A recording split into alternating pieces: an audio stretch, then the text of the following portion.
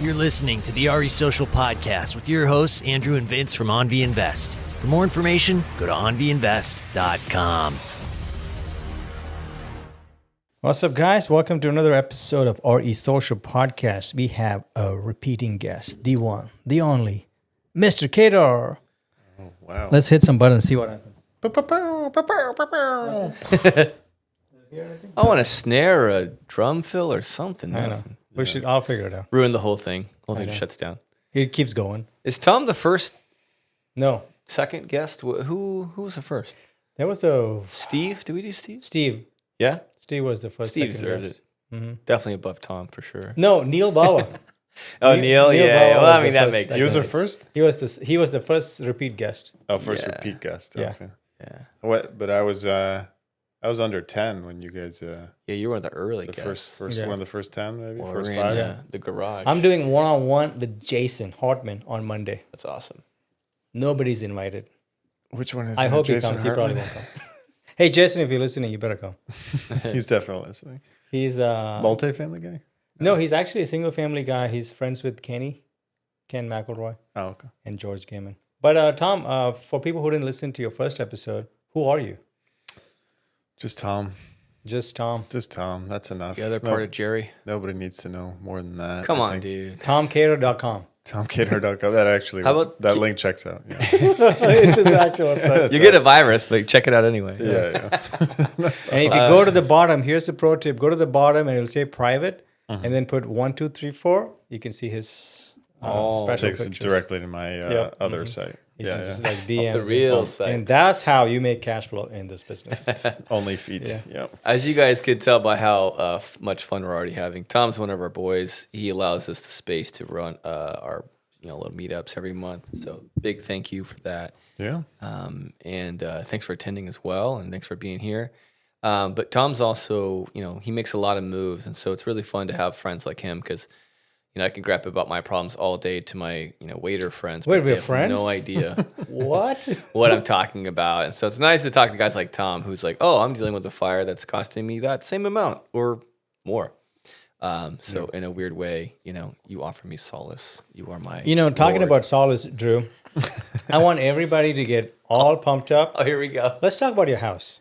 Yeah. Are you we're ready to starting share some right. numbers on that? Oh, no. Are you still the traumatized? nightmare? Yeah, I'm still traumatized, but I'll talk about it. All right, cool. We're Purchase gonna talk- price, what year? Sorry, what did you say? Well, I'm just telling the guests. No one knows what we're talking about who's listening. So let's cue it up, give a little Yeah. backstory. What are we Okay. referring to? Do you want me to talk about? Are we breaking right into Costa Mesa just sales, go or do you right. want me to talk about? We're going right into a Costa big Mesa. mistake Costa that Mesa, Tom made that Vince really wants to talk about. Yes, so That's what we I- do with our friends. Yeah. Because I feel better about Quincy.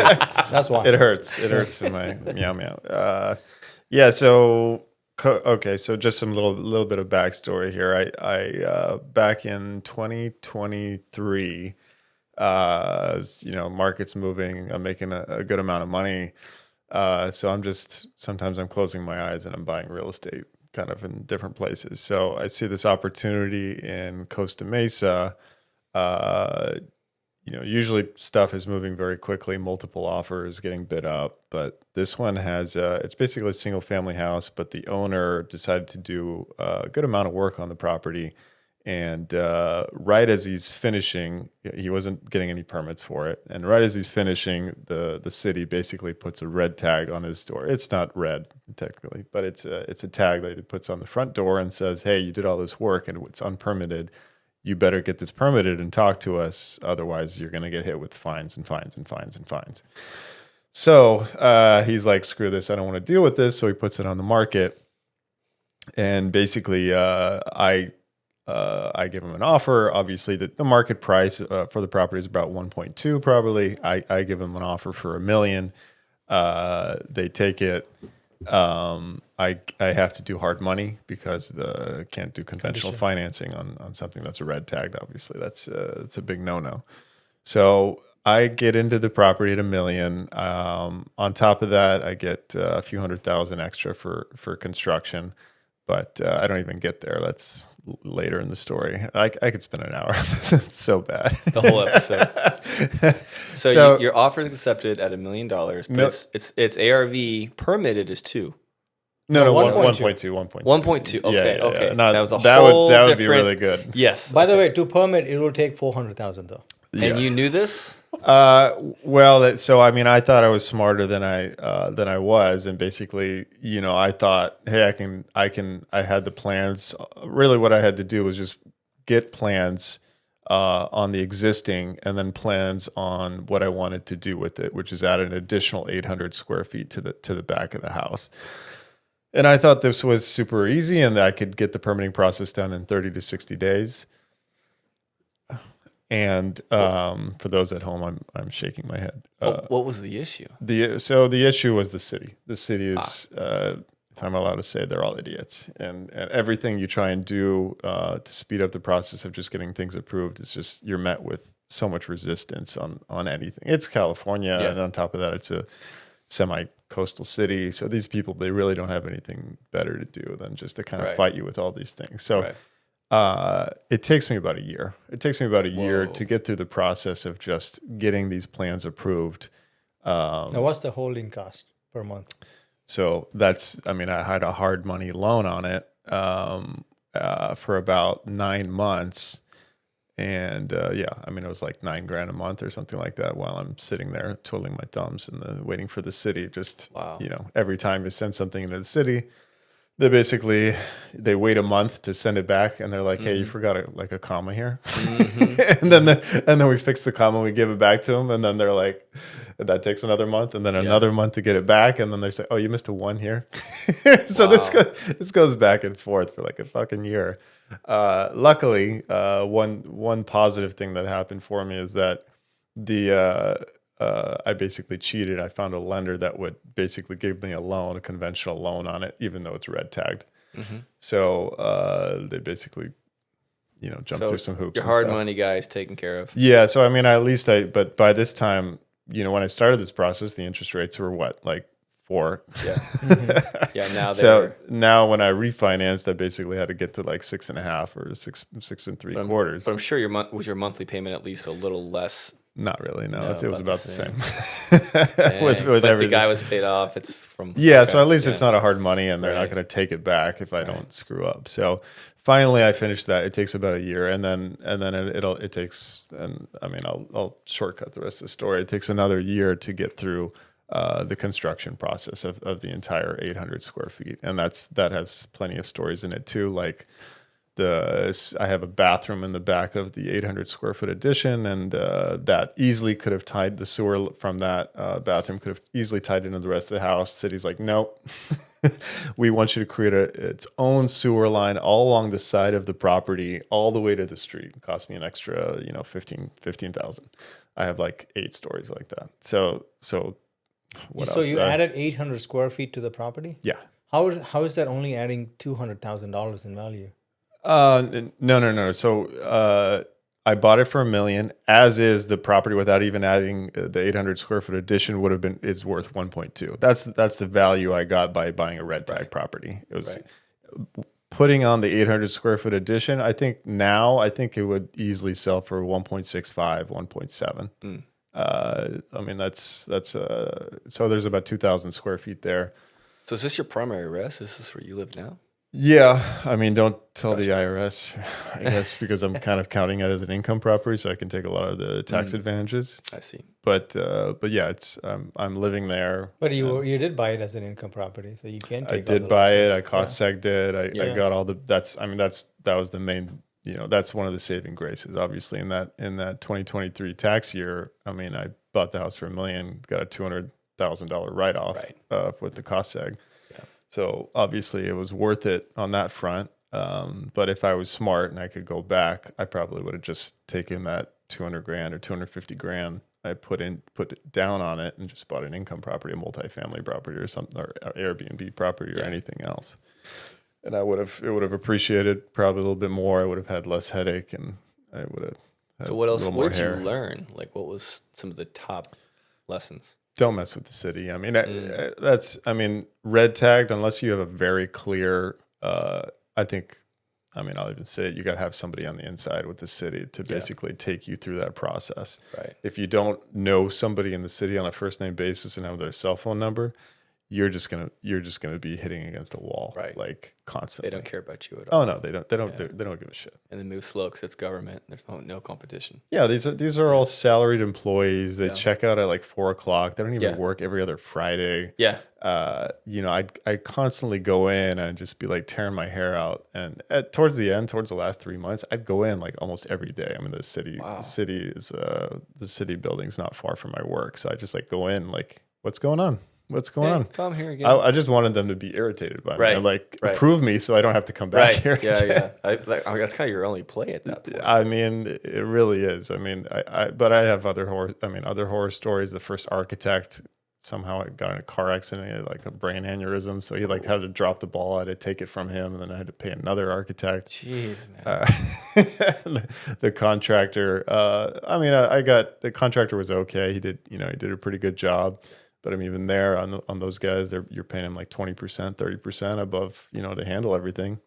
So it was an expensive. So all lesson. in right now, Tom, what are your numbers at for So- this place? Yeah, $1 million, and then the 800 square foot addition cost me about I think 300,000. Let's say 300,000 all in. You spent 300,000 cash. So I got a took a line loan? of credit. So Sure. at least I did that smart. I bought the house when I refinanced it to the conventional loan, and then I got a HELOC on it for 250 or 300,000, and then I used that line to pay the construction, and then I refinanced the whole thing all together. So I owe on it now. I think it's like $1,150,000. Oh, that's it. Yeah. Well, because when I first bought it, I put down 200,000. And then so you're out of pocket 1350.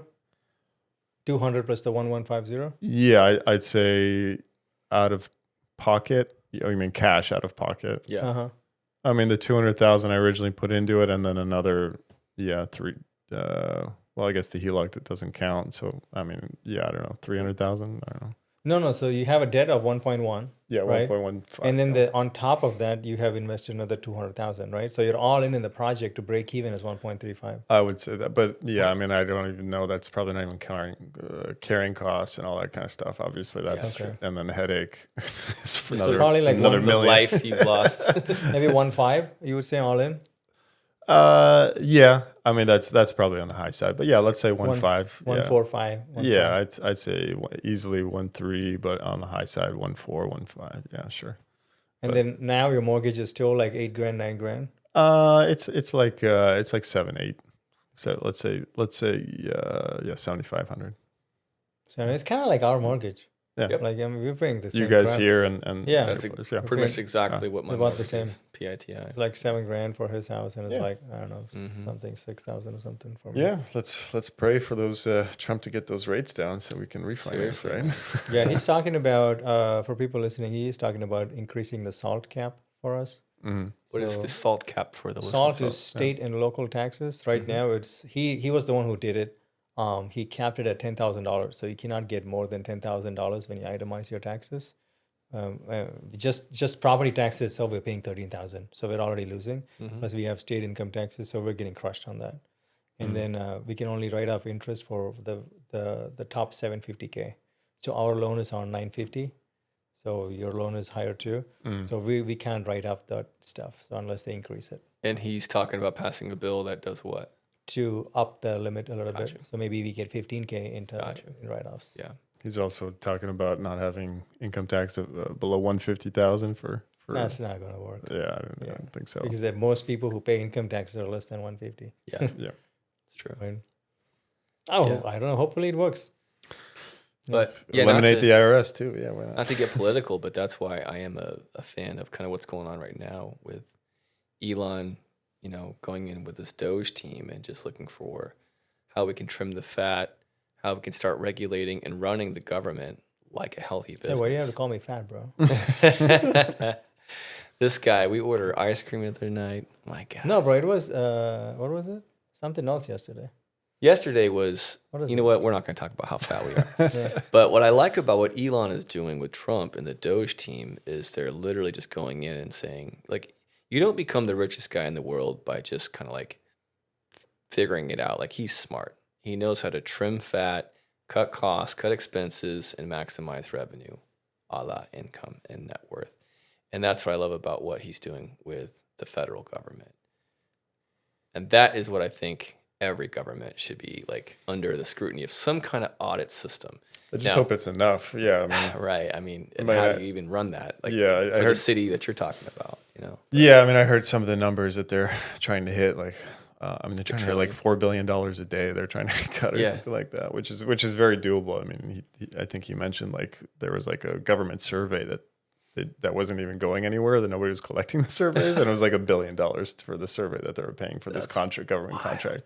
It's like nuts. Yeah, there's just so much inefficiency because it's, you know, just a symptom of human nature, and we run on incentive. We seek pleasure and we avoid pain. There's no pain on the other end of that. It's just bloat. There's no one checking that. Well, I guarantee you all that money's going to friends of government workers and people that are, and then, you know, all those people in government with $100,000 salaries, but $20 million. Somehow worth $20 million, yes. And houses and all this stuff, right? Yes, it's a little suspicious. So just a little. But yeah, that, you know, that's what I was thinking the whole time. You're telling me about like the city and this and that, and the bloat and the timing of it. And well, the same thing when the Palisades right now. I mean, they've got all those fires, and I mean, I just read the other day that they've only got 4 houses approved for plants, and I mean, obviously all that. I'm pressure. surprised they got 4 approved. Yeah, right. This is on the other end, like that. I'm like, damn, that's a win. That's a win for California. Keep in mind, we've been fighting with a neighboring city. Hey, don't hurt my guitar, Tom. Don't hit. Don't. Is my guitar okay? What's her name? Your head's probably fine. It's full of a lot of impact scars from the city already. So I'm not worried about you. But we're talking about Santa Ana. Yeah. But yeah, we've been working with Santa Ana, and like, I mean, Vince is firing off an email every other day because we're in the clear. We just need them to say yeah, and they just won't. This is for ADU or what? Yeah. It's just an ADU. They were telling me to. I hope somebody picks it up from California Insider or something and blows up freaking Santa Ana City. Screw you, Santa Ana. But it's notoriously difficult, Santa Ana. The rent control laws and all that kind of stuff. But they're real quick to give you violation notices. Oh, yeah. That's on time every time. I literally send them assembly bill. Like, here's the thing. Whatever you're sending me is all illegal. You need to take it back like today. And they're like, oh. Yeah, I think you told I guess that did pass, huh? They were like, oh, he got us. And then now they're like, they won't respond. Now all of a sudden you can't get a hold of them. Yeah. Of course. So that's that fine line you got to walk. I'm doing the same thing. I'm building a couple ADUs in Buena Park. And I've got this architect, and I was just on the phone with him this morning, and he's, you know, telling me there's some revisions, and he's sending some stuff in. And he says if they screw with you too much, obviously you can point to the California the laws for ADUs, and they're supposed to, you know, fast track all this stuff within 30 days or 60 days. But AB 2533. Yeah, Google that. Google that. Assembly bill. So yeah, if you don't get it approved within that time frame, they can get in big trouble. So, but then do you call the state and you complain? Then what? Then you got to deal with somebody that you just complained on. I mean, it's like, how's that work? I mean, for us, we just have we paid off a big solar investment on the property in cash. It's a lot of money. It's like 20 grand. Yeah. And I got it down. It was 30 grand. I was like, I'll pay cash. You know, the company went under, the solar company. Yeah. So now we have solar, which is paid off for 2 years, right? It's been more than 2 years. It's just sitting there on the roof. And the city won't let me turn it on. If I turn it on, they switch off my power immediately. Wow. Yeah. So meanwhile, Gavin Newsom is out there campaigning like, climate change, guys. Let's fix the climate. And I'm like, hey, piece of shit. How about you switch on my solar? They're like, oh, we don't give a shit about that. We just want to talk about it. And but we won't let you switch it on. And there's a shortage of houses and a crazy homeless problem.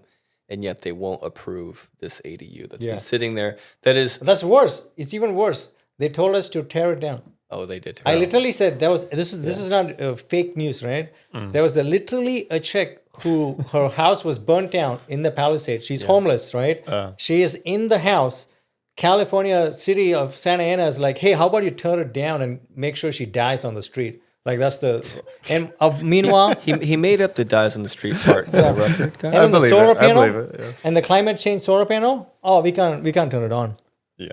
And I literally wrote it in an email. I copied everybody in the city of Santa Ana. They're like, we will approve it. That was their response. There's just so much bloat and inefficiency and ridiculousness. I really wish, I mean, Elon can get in there, put some AI or something, just easily approve all the stuff. Yeah, right. That would be fun. Now, real quick, I'm always thinking of how I can give value to whoever's listening here. Hi, Mom. But whenever it comes to dealing with the city, we did hire. Your mom listens too. Hi, Vince's mom. He doesn't even speak English. She's learning right now. Hey, that's racist. So, but yeah, so just something for the listeners. We did hire somebody, our boy Richard, to deal with the city. Let's talk maybe about that, how we were handling that. Did that help things at all? Did it just push He's the an timeline? architect, or who's Richard? No. He just knows people. Remember you said we need to know people in California and stuff? Yeah. He knows people in Santa Ana or everywhere? Yeah, he knows people. He goes there. He submits the plan. So he hired an architect for us, and then he drew up the house and all that. So Nice. It did help with that. But the problem for me is, we're all running companies, right? He's got his fucking school. I'm running AnVi. You got your Tom Kadar group stuff going on, and I don't have time to go into the minutia of everything, right?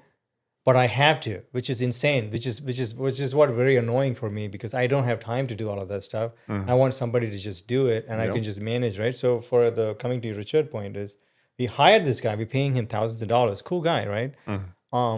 And he's like, oh yeah, boss, you gotta fucking, is it 2 feet too long? So he has this whole plan. Like, I paid for this plan. His plan is to tear down my house and build a new house. That's his plan, right? And I hired this guy. And then I'm like cracked out on caffeine and just Googling all this stuff on like how to get around this for 2 years. And I find out the assembly bill has passed, which makes it illegal for Santa Ana to not permit an illegal unit. They have to permit it. There is no option. You have to do it. Unless it's falling apart and you're going to die.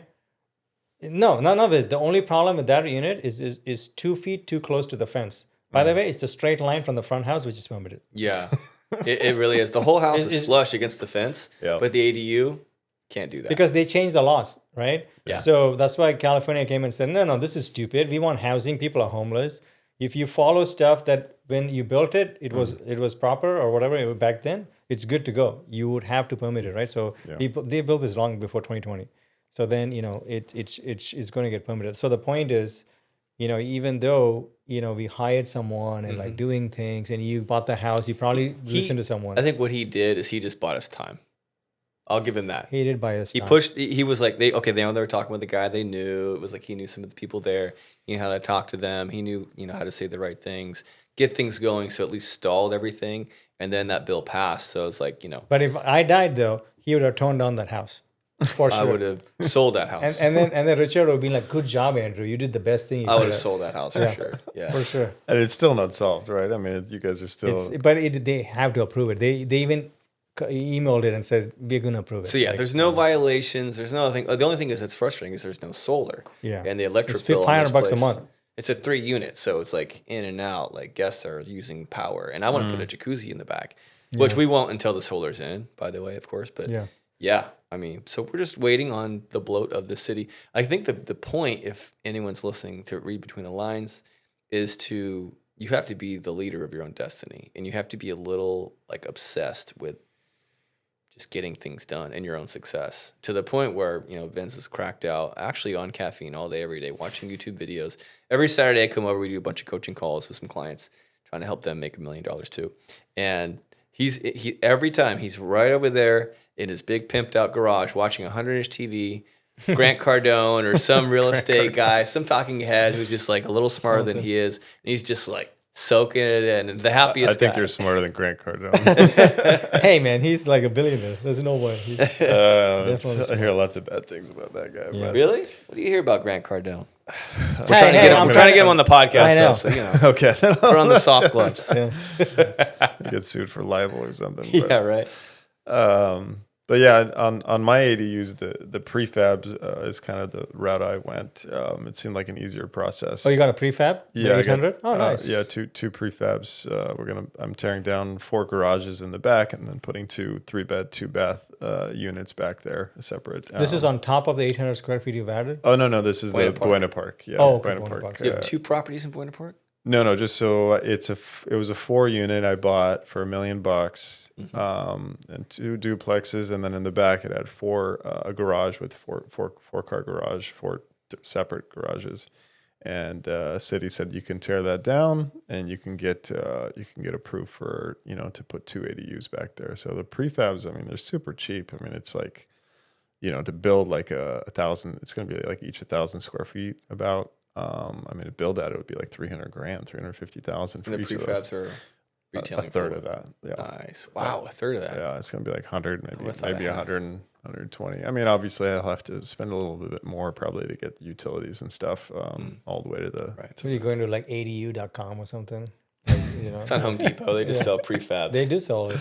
I think got Amazon a sells it. guy. Yeah, you guys need somebody. I got a guy, and then, but yeah, I mean, I think the prefab. I mean, obviously, because the interest rates are so high in it right now. I mean, we were all doing the same thing. We were buying multifamily, and you could obviously everything was appreciating. We're doing really well, but right now, I mean, the only things I think we're on the same page on the investing side. And we think obviously short-term rentals.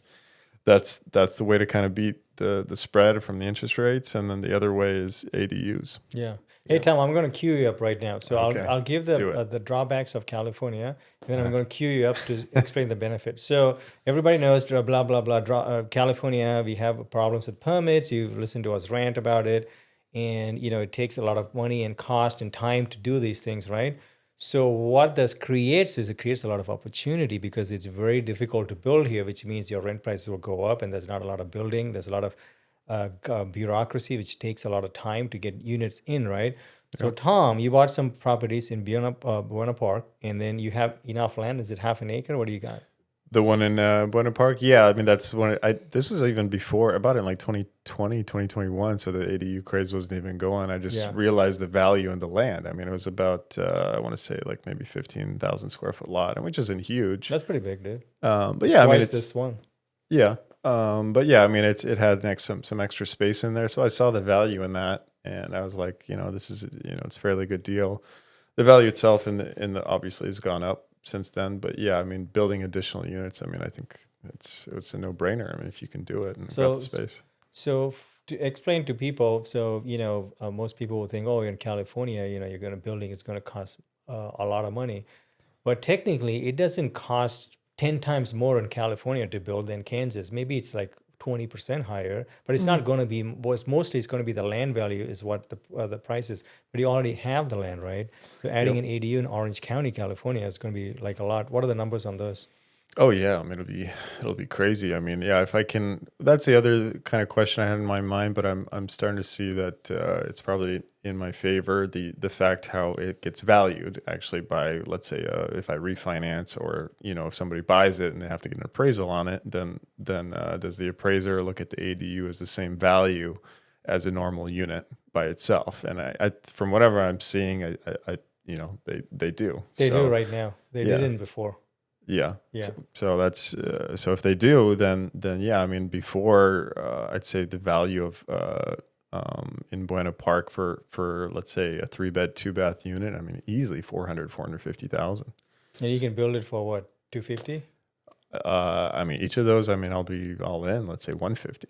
150. Yeah, because I'm using prefab. I mean, if I did stick build, I mean, probably closer to 300, 350 or something like that. But And the prefab, you think brings about the same type of value Appreciation.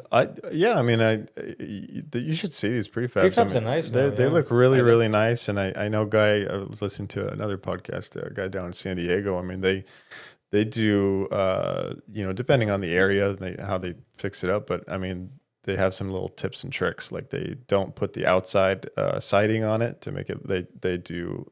They get it delivered without it, and then they put stucco on it, and then they put something around it to make it really look like it belongs there. It looks like just like a cottage Nice. or something like that.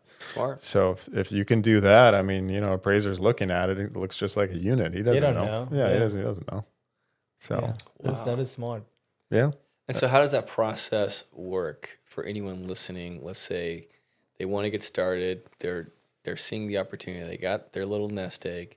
How does that work? You buy a home and then you build you buy a prefab, you send a guy to go drop it? Is there a helicopter that drops it on the lot? How does it work? A very big helicopter. With the parachute. The parachute, just Drop it the from stork. 10,000 feet. Yeah, just drop it down.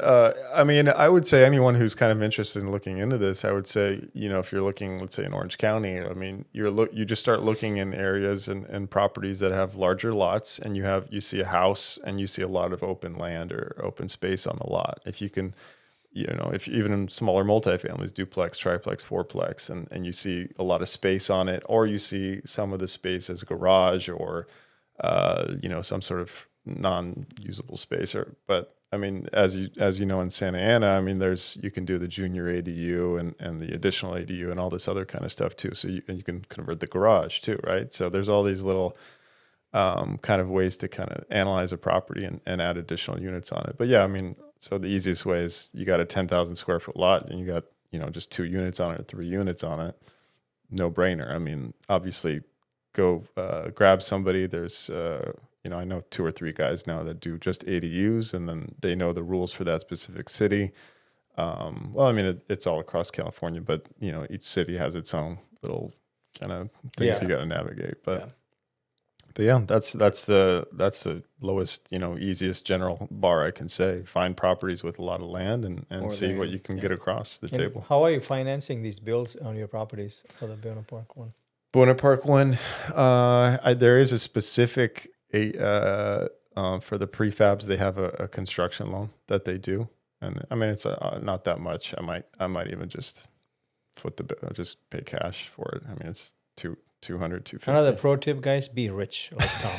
He just foots the bill. Ask Tom Kadar for more pro tips. Yeah, for more pro tips, go to tomkadar.com. Have a lot of money, but I mean, even if let's say all I had was 200 or 250 grand in the bank, and how poor are you? All he had was just 250. Then I would be super poor, and I would kill myself. Yeah, but no, I'd build it, and then obviously I can refinance it. And the value of the property is now, let's say, it was 1.4, 1.5 before. Now it's 2 million. My cost is $1 million plus the 250 I put into it. I can refinance it. Obviously, I don't really want to with these interest rates. I'd probably just carry it and wait for the interest rates to come down. But option, right? And so if you don't have that if you're not rich like Tom, what do? You've got the money for the down. How do you finance the deal? Who are the lenders? Are they different? That's the beauty of what I'm talking about. I mean, you can anything up to 4 units. I mean, you're an agent. You can do FHA, you can do VA, you can do conventional, some 5 to 10% down, and you can get into it. Right. And then once let's say you're living in one of the units because you use one of those programs, and then you're renting out the other units during that time while you're collecting income. You get the plans approved, all that other kind of stuff. And then once you're in there, then you kick everybody out. You give them 60-day notice or whatever it is, and then you build the rest. And hopefully you don't have too much carrying costs during that time, and you can then at that point refinance or do whatever you got to do to make it worth it. And construction loans, are they usually a little bit cheaper, less interest rate, higher interest rate than conventional?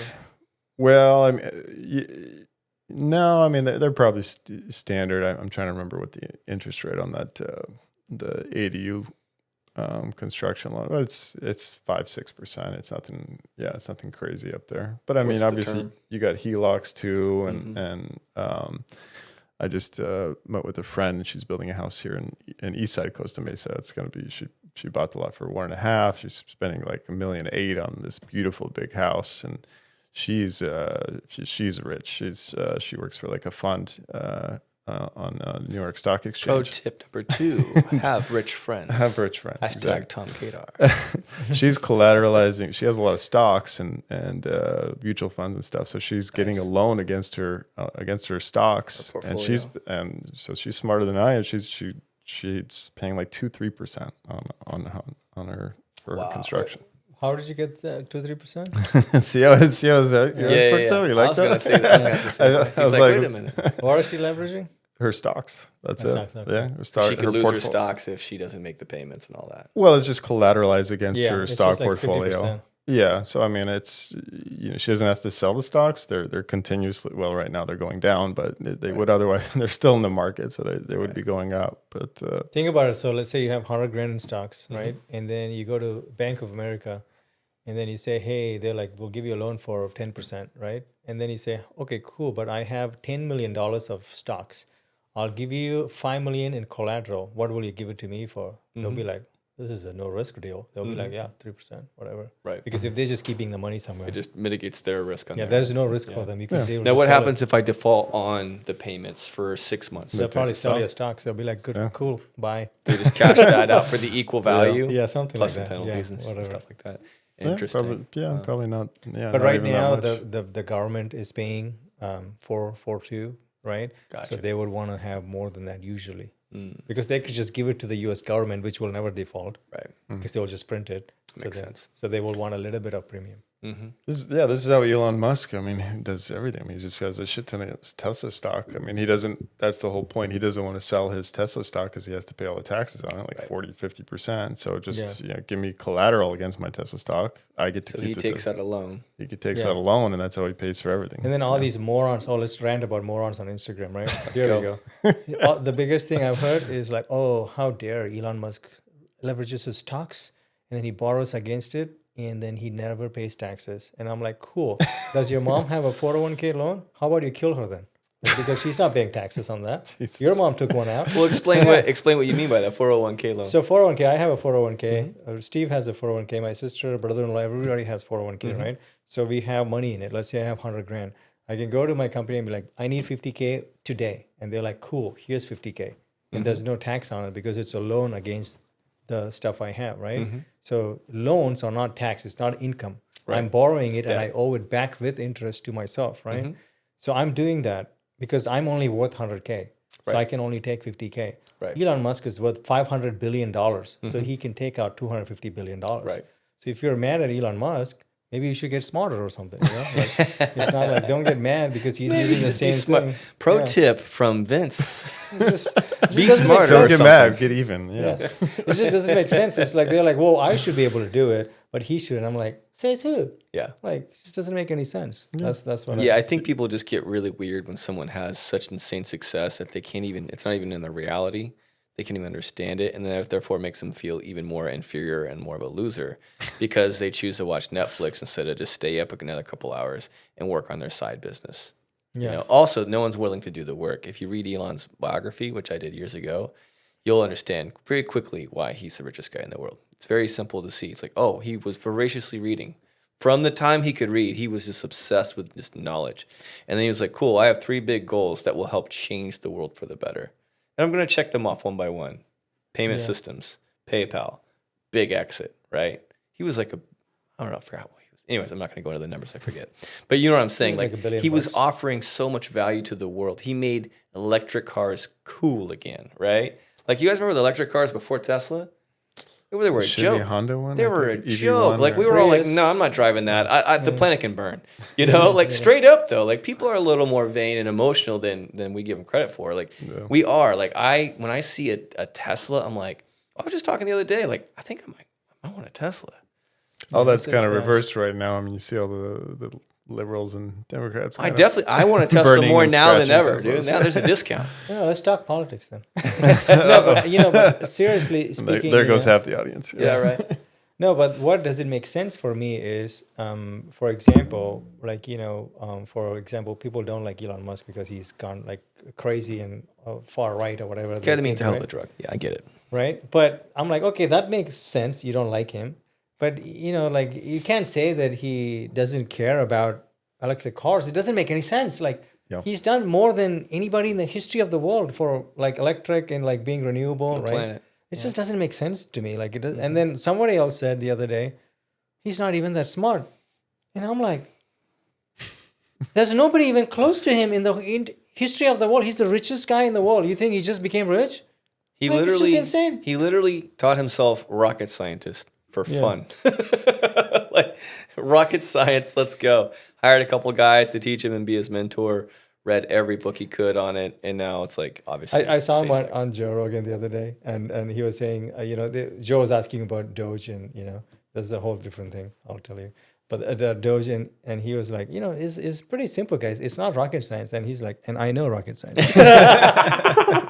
Joe was like dying laughing. Elon Musk on Doge. Here's the best analogy I got. Let's say you are married to Tom, and then and then you hire a PI, and I'm the PI, right? And I'm a private investigator. My job is to find out if Tom's cheating on you. And then I spend a year, and then I give you photograph and videos about Tom cheating on you. And then in response, you kill me. That's Doge and Elon Musk. They're like, how dare you find out about US being this shitty? Well, he's uncovering a lot of shit, right? I mean, like- whoever is pissed about this is obviously It the doesn't people make that any are sense, getting guys. these billion-dollar contracts to course. do nothing or whatever. But it's like regular people I'm talking about. The $1 billion people, they mad at him. That makes sense. That's because regular people aren't thinking for themselves. They're just listening to whatever, pundit that they tend to listen to, and then they're just taking their word for it and moving on with their lives. And the best part is like they're saying stuff like, for example, they're like, oh, you showed me 8 pictures, only 3 are true, 5 are not true. What about the 3? Nobody wants to talk about the 3? It's just like, it doesn't make any sense. There's no logic. And he was saying that in an interview, not to keep going down this path. I want to talk to Tom about real estate. But like he was saying, he's bought and changed a lot of companies for the better. This is pretty like on par with how it works. Like you always get these big like whistleblower, not whistleblowers, not the term, but anyone who's the most upset is usually the most corrupt. They're usually the ones benefiting from all of the way it was, right? So I mean, it's fine, But I was just trying to talk about logic and policies. This is not not telling you to vote one way. Like I can't even vote. Like I don't even care. Like, it's not even political for me. I think it's common sense to want the government to run efficiently. I think it's common sense for the government to want to not bury itself in debt, which it's already done. Oh, yeah, the interest payments alone. I mean, what is it, $7 trillion, or how much do we owe now to whoever? I mean, you can pull up a live 36. clock right now on your phone. doing 36 trillion in debt. So it's 36. So what are the interest payments? I'm like, It's more than the budget of the military. it's crazy. the It's US. like, wow.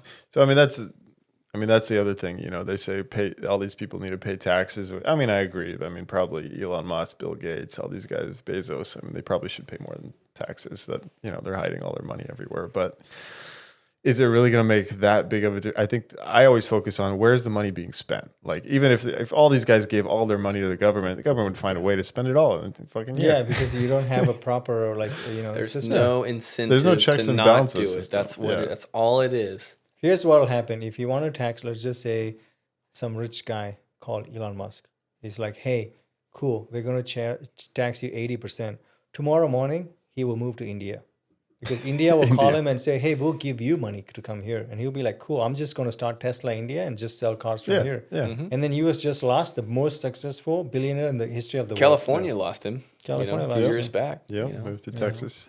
Going right full circle back to Tom. Just incentives. It's all just incentives. Just give people everything like incentives. I agree with Tom, like what he was saying, like rich people they should pay some taxes. Here's what I would do. Here's California listening, let's take this for notes, right? Gavin, are you listening? Gavin Newsom, he's not listening. He's an idiot. He has his own podcast now. He does. He's a moron. Gavin, you're a moron, Gavin. But what I would say is, let's say Fighting words. you have Tom makes, let's say, $1 million, right? And Tom only wants to pay $300,000 in taxes because you found out from research, like that's what rich people want to do. If you tax him more, they don't want to pay, right? Sounds Tax like him a lot. $299,000. Let him stay in California. You think it makes more sense for Tom to move to Vegas? No, dude, it's not a good thing. So tax them as much as you can before they will leave, and then just stop there. Don't tax enough to make them leave. That's Right. it. Very simple. Well, and going full circle back to what this podcast is all about, which is real estate and assets. And that's one of the big reasons why, for me personally, not to make this about me, but this is going to be something that's great for the audience. I remember having that moment at H&R Block years ago. I was still dirt poor. I think I owed $5,000 or something like that. This was like the first year where I was really hustling and I was really working hard. I had a restaurant job and I started my own little side business. And I was like, I've got some money in the bank. It was like $5,000-$10,000 or whatever it was. But in your 20s, like that was like, I'm crushing it. And I go to H&R Block and she's like, cool. And I think it was like almost to the dollar. I owed that much in taxes that I had in my savings that I was so proud of. And I looked at her and I was like, so what? And she just looked at me very blankly and coldly without any care and was just like, you owe this to the federal government, between state and federal. And I'm just like, I literally said these words out loud, Tom. I was like, I looked at her like welling up, like my eyes watering. And I'm like, how does anyone get ahead? And she's like, no, that's just how it is. I'm just like, damn, lady, just give me a shoulder to cry on. But I remember walking out of that office and be like, I'm going to fucking figure this shit out. Like how is that possible? And, of course, reading Rich Dad, Poor Dad and, going down that rabbit hole, that is how real estate happened. Yeah. I mean, as soon as I figured out how to stop paying taxes, that's exactly what I did. I mean, because you're a bad person and Yeah, you're not paying taxes, Tom. You're a piece Tip of crap. number I 3, have very be a piece smart of shit. friends who say that I'm taking advantage of tax. Let me tell you the something. They're government. not smart. Okay, they might be smart in something that is their thing. But they don't own any assets or real estate or anything like that. Yeah. So I'm the jerk because I use the tax. I mean, loopholes in the system, or the ones that are you just presented apply there. the tax code as it is written to incentivize people to do what we If do. they're so smart, why don't they go petition and change the laws? Yeah, I'll do it. write a letter. Yeah, write a letter. Yeah, They can't because their their mom is doing the same thing. The Yeah. mom owns a home and she's writing the same. Well, for things anyone out. listening, why let's have you guys kind of give a little bit of your own side of things. Why would people want to buy real estate? What's this tax advantage that we're even referring to? Why is it in place? How does it work? Tom, go first. I go first. Yeah, Okay. because you're the guest. Cater hour. Well, I'm special because for many reasons, but Yes. mainly I agree. because I can call Mostly myself. because he's white. Jeez. They're getting canceled for sure. I'm so canceled. I'm a real estate professional. On my taxes. TomKadar.com. Jesus, no. This is the worst podcast and the best podcast we've ever done. God, I'm so For the canceled. record. The first one was just the same. We're sober. This is water. Please don't cancel me. Yeah, so I'm a real estate professional on my taxes, which means I manage my own real estate properties at least 750 hours a year. I should do a better job logging all that, but yeah, It's a pain. But that allows me to I mean, that's changed. What are we at? 40% this year, and what you could take off of Yeah. The bonus depreciation he's talking about. bonus Yeah. depreciation. It's going to come back to 100 though. Trump's going to bring it back. Yeah. But I mean, in 2021, 22, I mean, when this was 100%, I mean, it was, I could basically look at how much income I made that year, and I knew how much real estate I'd have to buy in order to not pay any taxes, because I would buy, let's say for simple examples, I made 200 grand. I knew I'd have to buy like $1 million property. And I could get a cost segregation study done that would give me a $200,000, K1 loss against my taxes, and it would be 100% I could deduct basically off my taxes. So, I mean, people say that it's a loophole and all this other stuff, but I mean, I don't know if this makes me sound like a jackass, but it's legitimately giving jobs to all these people. I mean, I'll let Vince go into that. That's where deeper, I wanted to go. Why? Why would they? Why would they give this incentive from the government? Because, I'm buying real estate. I'm hiring contractors and painters and flooring and I'm paying property taxes and doing all these other And things. you're improving the properties, and you're that's right. on top of all that. Yeah. Yeah, the main thing people forget is we have a housing crisis in the U.S., right? And in order to incentivize citizens to help with this housing crisis, they want people like us to go buy it and then rent them out. What happens if 10 of us go and do it? Rents will go down because we're just competing against each other, right? So they want to incentivize people buying homes. When you buy a home, what happens, right? You're getting a paycheck. Ryan's getting a paycheck. Loan officers, escrow people. Everybody's getting it. Like the photographer. A lot of hardworking people. And those are all taxes. Everyone's making income Everybody's there. They're making paying income. taxes. They're getting taxed on that. So Absolutely. because of all of that, we are creating a lot of economic output for the U.S. They would want to give us the incentive because we are the ones doing it. When investors don't go out and do this, there's no job. There's no money for Ryan to go buy another BMW, right? Rolls Royce. BMW he will throw it in the trash. But, but like if we want, like the government wants him to go buy cars because that's what creates economic output, and that's what U.S. is 70% consumer spending. That's what U.S. is. That's crazy. 77. It's like more than 70%. Is that the highest in the world? in the world? Yeah. Wow. That's why. Who's the second place? I'm kind of curious. I don't even know. Yeah. Yeah, I don't Where's know. India? Come on, far bro. off. What's India No, doing? I don't think so. You guys are producers. What do you make over there? I mean, we're like number 4 or bad 5 food, in the world. curry. What do you guys make? Oh, that's racist. Dude. Ooh, dude, I love India. I think we do export a lot of rice. A lot of rice. I think they do export rice. Maybe some tea.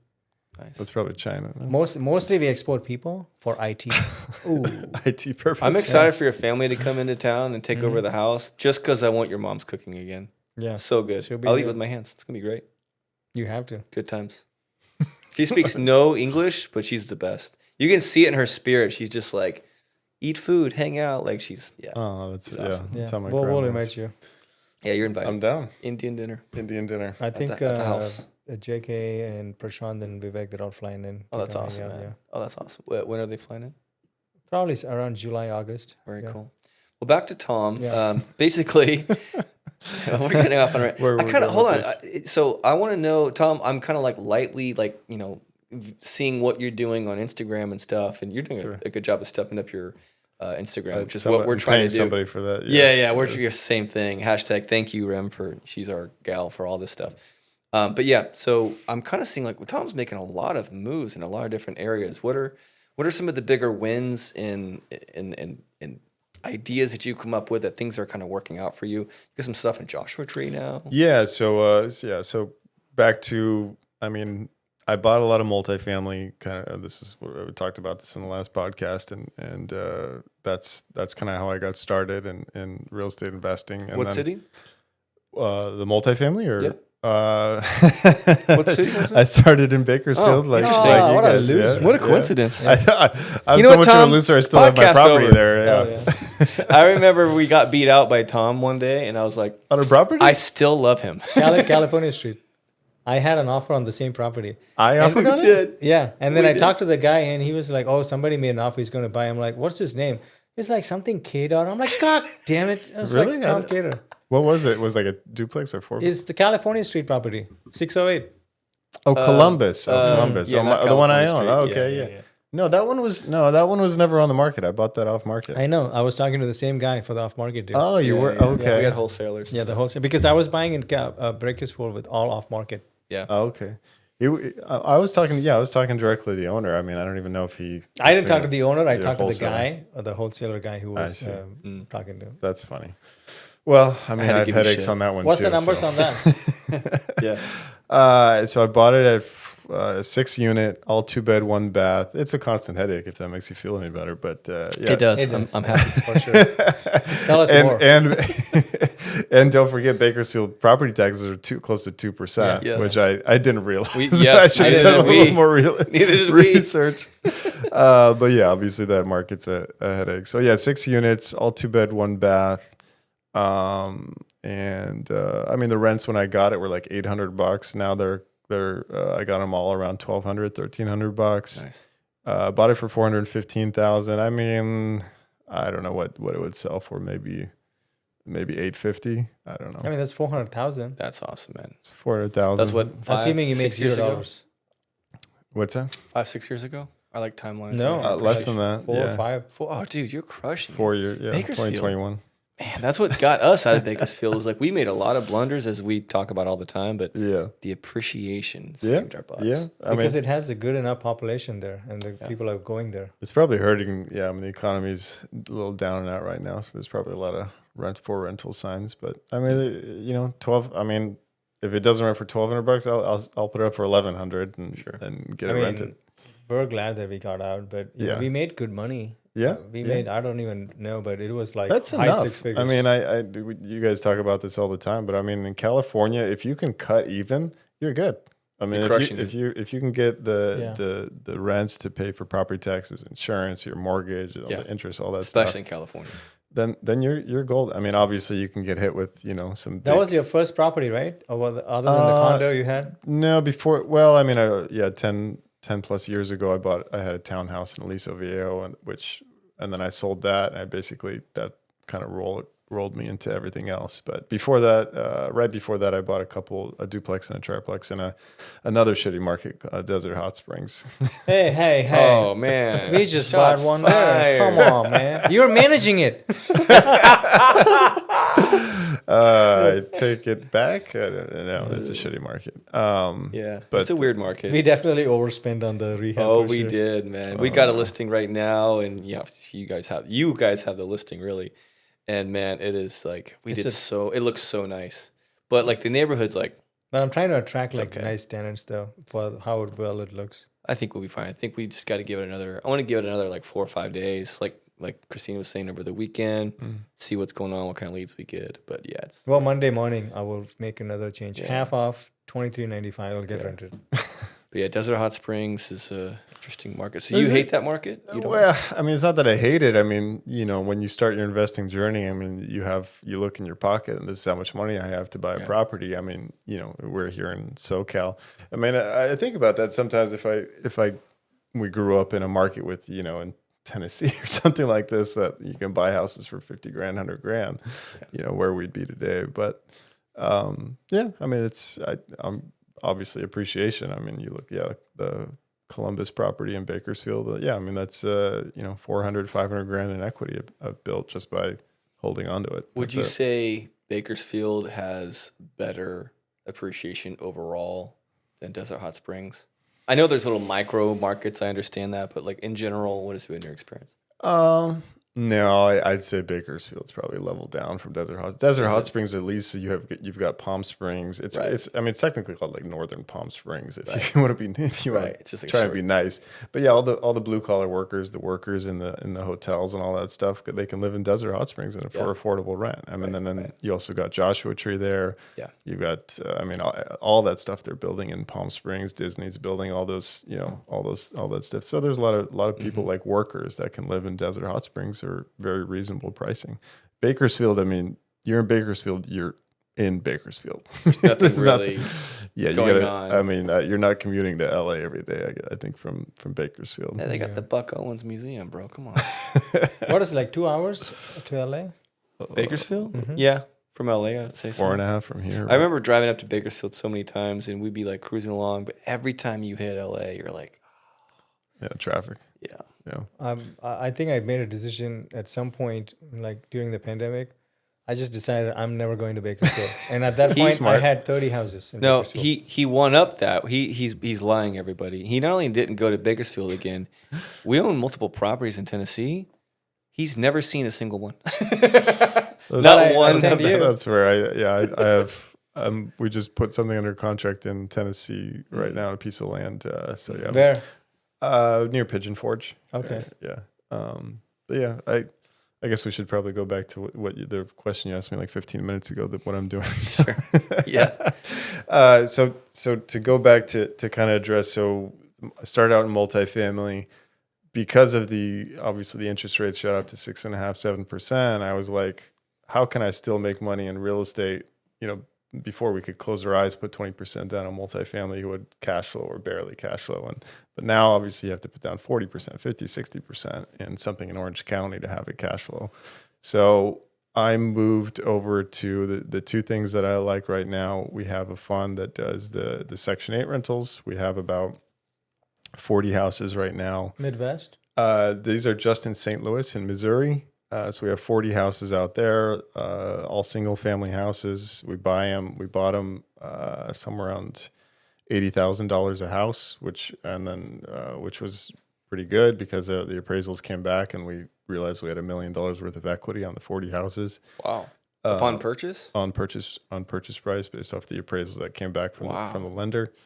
And who's we, by the way? You working with a bunch of partners? Oh, just two other. So on this, it's my buddies who I have the brokerage with, Brian Fox and Louis Anaya. Nice. They so we each have different roles in it, and I kind of oversee everything. Brian's acquisition, and Red Louis, he's operations, so he handles the property manager and paying all that stuff. But so. Well, that should be stabilized here in the next couple of months. But yeah, it takes like 4, 5, 6 months for it to get over to Section 8, or at least the rentals that the profit market rent. But yeah, I mean the same thing. That's I want to say it's comparable to like a Bakersfield Desert Hot Springs, but you're dealing with similar kind of Section 8. Yeah, I mean tenants and difficulties of paying and same kind of. Sure. All that stuff. And then, then the other projects I have going, the ones you see on Instagram, Blue Key Builds. What is Blue Key Builds? So Blue Key Builds is we started out in Joshua Tree, and we did custom homes. We basically, the premise, we partner with one investor per house. They give us about, around 100,000.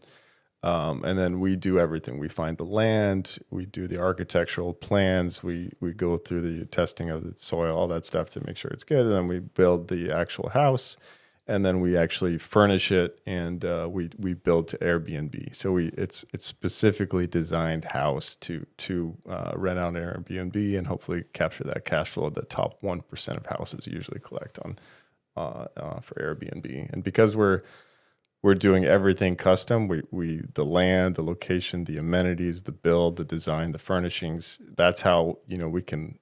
I'm sure you've seen on Instagram. I mean, it's a level or 2 levels up. It looks great. Yeah. Yeah. I mean, it takes a lot. I was curious about that. I wanted to ask specifically about that. Which one, the A-frame or the? No, just the Blue Key build. So you started a new company, new business, probably the same guys. Different guy. So I have a guy he's kind of the expert on the design and and architecture. His name's Johnny, and I partner with him on. I basically handle the money and raising money and stuff like that, and he handles kind of the back end kind of stuff and the management. How did you meet this guy? He's connected through a friend, and basically he was looking to get an Airbnbs. He was already doing some stuff in Joshua Tree, and I was looking to get some stuff going there too. And we connected, and we just became good friends. And but yeah, he's it's obviously, as you guys know, you want to find people that have complementary kind of skills to what you're doing, and I'm pretty good on some operations, raising money, client-facing stuff, and just kind of business operations. And then I have other people who are, have other stuff that stick onto that. So. Yeah, no, that's a huge pro tip. Anyone listening, when you're building anything, is like Pro tip from Tom Kadar. Number 4: suck at something, hire it to someone who wins at that thing. Yeah. No, that's a real great tip. Yeah. So Blue Key builds. So that's an aggressive play, though. That's development. That's like beyond development. It is, but going back to my Costa Mesa headache, this is so ground up kind of construction is for some reason a lot easier than you get the plans approved, and then we're dealing with contractors. So right now we've built probably like 4 or 5 in Joshua Tree. We've built in the next market we went to was 3 Rivers, which is just south of Sequoia. Do you hold them after you build them? We always want to hold them. We've sold one. So what's the numbers on give me the last one you did in Joshua Tree? How much it cost to build in full cycle? Full cycle. Have you thought about investing in real estate and taking advantage of all of those benefits without any of the work? That is something that AnVi Invest not only provides, but has been providing since its inception. With friends and family, we have built an empire and a system of a wealth generating tool that is giving us and our friends and family that leverage in their life to create true wealth. Go to onvinvest.com for more to see if you qualify. And thanks for listening. Yeah, the Joshua Tree, I'll be honest, we got kind of stuck in a bad market there. So, sure. but yeah, as far as the build, and the numbers are a little bit more expensive there too. So they're not. I'll give you this one as a lower one, and I'll give you another one as a better one. Okay. But Joshua Tree, yeah, we're about 50,000 for 50,000, 80,000 for land cost. It's just 2.5, 5 acres out there. And then you're all in to the property, maybe 550,000, 600,000 wow. with all the amenities and everything. We're building it's really like pimped out. Yeah, 3 bed, 2 bath. Jacuzzi. The one we built on Campanula, 62755 Campanula. If anyone wants to look it up in Joshua Tree, you can see the photos. We did all the amenities, so outdoor shower, the sauna, nice. Cowboy tub. Fire pit, jacuzzi, all so that around there. Highest end, you're looking for that. Well, we're not building the finishes are super nice. There's really nice tile and the color. that's what my partner's really good at, the design and the kind of the furnishings. Obviously, you don't want to go over the top with it, but it was completely built out, super nice. But the guy we originally went in with, he just kind of wanted his money out, and he made a little bit of money. We made a little bit of money. Obviously, we prefer to hold it. I like holding real estate. Yeah. And then we rent it on Airbnb. The numbers would have been not very exciting. He was in at $100,000, and it would have probably made around profit maybe 2,000 or 2,500 a month. Let's say 2,000 to be fair. I mean, that's really good. That's 25%. Who's not holding that deal? I mean, I'll take that deal. It's not terrible, but I mean, in real estate, as you know, I mean, you can do a lot of forced added appreciation. I think that's decent, but I mean, wait, now I want to know what's the other one doing. Yeah. So the one in let's look at the one in I'll touch Three Rivers. That's the one in south of Sequoia National Park. That one, the land was it's a little bit cheaper there, and the build cost is lower. We're probably around 100, 300, 350,000, 400,000 all in for all the amenities and everything. And that one, I mean, this summer we're booked out like 4 months ahead for that one, just because it looks so pretty. Everybody loves it, and there's not that we found that market that doesn't have that competition in it, like Nice. Joshua Tree. Joshua Tree, It's so crazy. I mean, I was going to ask you about that. You haven't, what? like, you feel like it's pretty saturated? You Well- regret getting into that market, even though No, I mean, we still have a couple other properties there, and we still manage this one too. The new buyer who came in we basically said, hey, we'll manage it for you for kind of a discounted rate, and he's going to use it for himself, and he's renting it out. And that's kind of the benefit with all these people, these investors that we work with. Like, hey, if this not only you get the tax benefits, it's your property, you own it on title, you get cash flow from it, you can go visit it if you want, and people kind of resonate with that kind of message. But this new guy, I mean, it's not going to make he's probably got a higher loan on it than the last guy, and I mean, but he's going to go visit it, so it makes sense for him. Yeah.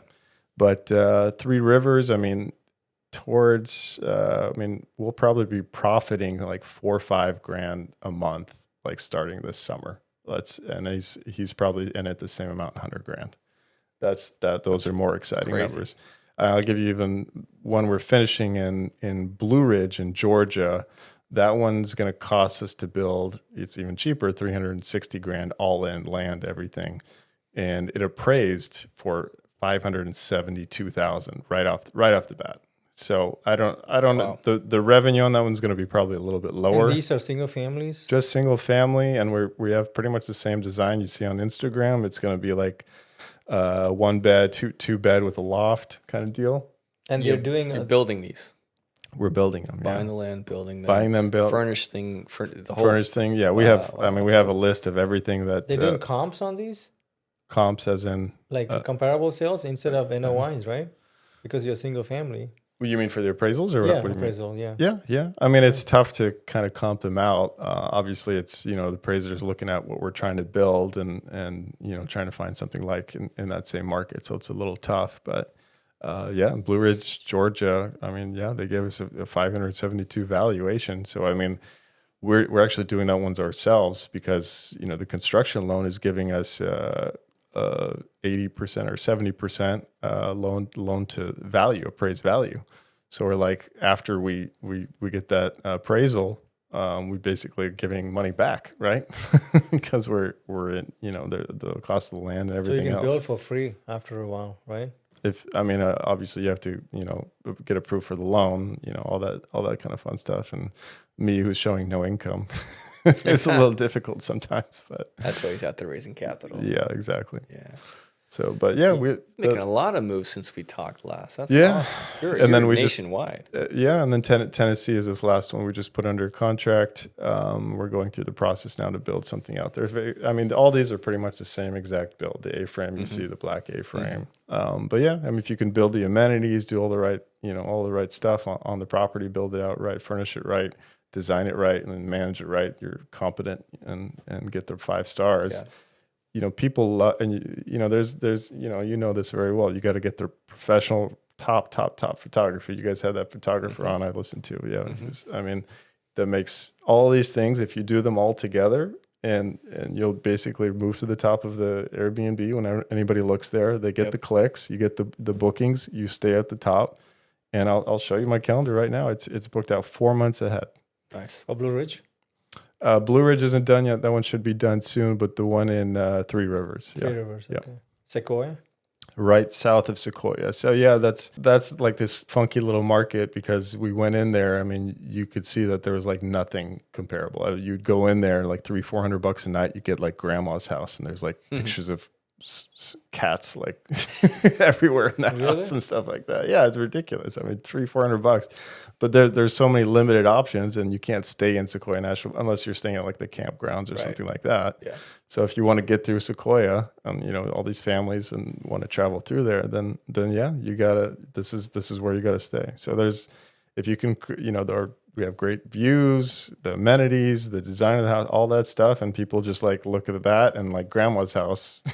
Like, yeah, it's a no easy to brainer. stand out. That's really brilliant. Yeah. So what's the numbers on those? Like, you bought the land for $50,000. Which one? Three Three Rivers? Rivers? Yeah. So we bought it around 50, 80. Let's say all in 400,000. 350 to build, and it's like what, 1,500 square feet? Less than that. It was probably. I mean, these are 1,100 square feet. Yeah. So it It's costs about $300 a square foot for everything. Yeah, I mean, 300, 325, but then all the amenities that go around it. We got to build a deck outside where the hot tub kind of gets built in. We got to put a sauna over there. We got to put lights over there. We got to put like a bocce ball court or something over there. And how long for the permits and everything to get approved? Super easy. It's So then not like You buy the dirt. How long till you can rent the first day? Is it a year? Yeah, I want to say a year, 13 months. Okay. Yeah. So 13, 14 months you can start cash flowing. And what do you bring in per month after expenses? On Three Rivers. You seeing $5,000, or you're gonna? Yeah, we're going to hit that. I mean, that's the problem. We were pretty low. We were like, we started out, we wanted to get the good reviews, so we were like lower on the ADRs. We were like 250, 300, but I was like, hey man, we're booked like 2 months out. Let's raise it to like, and he just kept raising it and raising it and raising it. Nice. And then eventually like $800, $900 on for weekend. 250, 800 is insane. Yeah. So yeah, I mean, we're obviously splitting it with the investor, but I mean, he's happy. He put in $100,000 and he should be walking away with, you know, at least $2,000 a month profit. What's the investor's deal? You don't have to answer this, but I'm kind of curious. I give Tom $100,000 to do the next deal. What's in it for me? Yeah, so how we structure it is basically they put up the capital, they sign on the loan. We have somebody that I think we use, I forget, Dominion or a small lending company. Mm-hmm. So they usually get like a second. We have this loan that specifically does a construction loan that automatically converts into a second home loan or investment property. Yeah, so it's all set up. So they apply for the loan, they put in the money, we handle everything, like I said, from start to finish, and then we manage. My team, Blue Key, manages the property for a reduced rate at 15%. Usually it's like 25 or 30%. Mm-hmm. And we split the profits after that 50-50. 50-50. Yeah. And then the 15% covers all of your expenses to run the property? The 15% management fee is just basically to our staff to basically answer messages. But it covers it? I mean, barely. I mean, it's really just so we're offering a really good experience for any guests that come in. We need the 5 stars in order to. Do you have the same team managing all of the units nationwide? We have multiple people on the team now. We've got one guy that basically flies out or goes to the properties to set it up. So he'll receive all the stuff, the furniture, the TVs, all that stuff, and set it up, actually build it out and put it together in there. So we give him, something for that. Then we have somebody kind of off just on her computer, and she kind of handles, day-to-day kind of stuff here and there. Yeah. So, I mean, it's pretty straightforward. And so you're giving this investor 50% of all of the profits every month. Net profits. Net profits. Yeah. Smart. Yeah. And that is, and then until you just pay him his money back, and then it's yours. Well, What's the exit game? No. I mean, we're actually pretty nice about it. I mean, maybe too nice about it, but it's their on title. So I mean, we have a partnership agreement with them that so we're not on title, but we have ownership in it. Right. So why are you not on title? I mean, we could be, but it's enough. I mean, we have a partnership agreement with them that says if there's a sale, we get 50% of the profit, or if there's revenue, we get 50% of the profit of the revenue. So Got it. But where is that recorded? They could just sell it tonight. You won't know. Do you have a lien? Yeah, I mean, the agreement says that, if we would get that. I mean, yeah, I guess we could record something on lien, but haven't run into issue. But you're right. I mean, I don't know why you wouldn't go on title. You don't want to go on title? I mean, it would be the entity. We have the Blue Key entity. I mean, it could go on title and just hold some, and then do a tenants and comment or what? Yeah, that's what I'll recommend. What you don't get any tax benefits then from it, huh? We could. I don't know if that's. I got to talk to my CPA. Right now, we're just You can't. You don't own it, so they won't give you any tax benefits. So the guy is going to keep 100% of your tax benefits, and then only 50% of the income. So he's making a bank. Like he can. I mean, some of them can use. I don't. There's maybe one or two are investors who can say real estate professional. But yeah, I want them to get those benefits. I want them to have as many incentives as possible on it. So yeah, it makes sense for them. I want it to make sense for them. So you 350 all in, and the property appraised for 500. So why does the investor have 100K in it? You should be able to pull all the money out, right? That one's Blue Ridge. So we're just doing, my partner and I just doing that one. We don't have an investor on that one. Okay. Yeah, so this one, there is money left in the deal. Yeah. So yeah, for Three Rivers, yeah, he's still got, let's say, about 100K left of in the investor deal. capital in it. Yeah. And then everything else got refinanced out. Yeah. So I mean, that's a good deal. Yeah. Obviously, he can. We can refinance down the line. That's an option, but obviously the rates aren't great. So. But yeah, I mean, if we can refinance and get money out and continue to roll it. But yeah, that same investor, he's super happy with us. And he said, hey, if you do something, same thing for me in Tennessee. And we said, okay. You're taking new investors or people listening? If we like them. Yeah. Yeah. How do we be liked by Tom Kadar? Be cool. Be cool like cool, Andrew baby. Here. Be like me. Wear the brown jacket. Or be brown. Oh, be brown. Even better. Something with brown. I was born with the brown jacket. That's his mom. She can, if she's making curry, then she's in the deal. Yeah. Last time I was at his house, they were like, it was his sister and then his mom. They both made like a different dish, and they were like, which one's better? I'm like, no pressure. He left the house. I did. I checked out. I was like, I'm going to the next. I'm going to be at the hotel. I don't speak English. Yeah. He only speaks Irish. Well, that's awesome, man. We actually have. Before I forget, I'd say the project we have in three. So we found 25 acres in Three Rivers, and we just we're kind of raising money for that one right now. We can build 5 houses on it. You're building a house for 5 acres? Is only one house? 25 acres. I know, but you 5 for 25 is only 5 acres. That's only for the zoning only allows for that. Wow, yeah. These are house? Huge properties. Well, no, I mean the properties are going to be the same size as the other one we built there. It just have a nice private area. Do you fence it out or something? It's on a hill, so I mean it's we'll have to find graded areas and stuff. But yeah, that's the city says this is how many houses you can, and it's worth it. I mean we'll find the land. Hopefully we can negotiate a little bit lower, but it's around $200,000 right now. So yeah, 50 grand per piece of land makes sense for us. And all in we'll probably be around 1.3 million is the total cost. Hopefully we're still kind of trying to nail down financing. Hopefully even 50% financing would be great if we can. And then we'll need to find 650 grand. And if it does even anything close to what that other property is doing, we'll be super happy with it. And then you think you'll appraise for 2.1 after all in for 1.6? Yeah, I mean that's going to be a funky thing too, because it's just the lenders appraising 5 houses on one lot technically. I mean if we broke it apart. Oh, so it's just one. It's just one. Okay, then you could do the NOI game. If the lender, but then we got to show them. Yeah, if we can show them the other property as an example of NOI, then it would work. Yeah, they'll accept it. The other properties. Yeah, then awesome. I got to talk to your lender. Yeah, I'm still trying to nail down a lender that gives us good terms for that. I just gave. We have our realtor Vicky Johnson. Anybody looking for a cool realtor in Tennessee area. Mm. She's buying her mom. Mom passed away. She was 99 and a half. Mm. She's getting her house, and then the lender, she's doing a DSCR loan. Mm. So I gave her all of my Airbnb reports in the area, and the lender's using that as Oh, comps wow. and going to lend a DSCR Nice. on I didn't on know her that. loan. Yeah. I Smart. was like, DSCR on hers? That's okay. That makes Yeah. more sense. So she's gonna just take it over and run it like where we would run our stuff. She's going to ask us to run it. I figured that. Yeah. Yeah, She can't run it. She will die. yeah, Maybe charge like a nominal fee. Just yeah. Yeah. Little cash flow. Yeah, I've been wondering about that. Like, if we could just like maybe extend into the her only competition, us. Yeah. Yeah.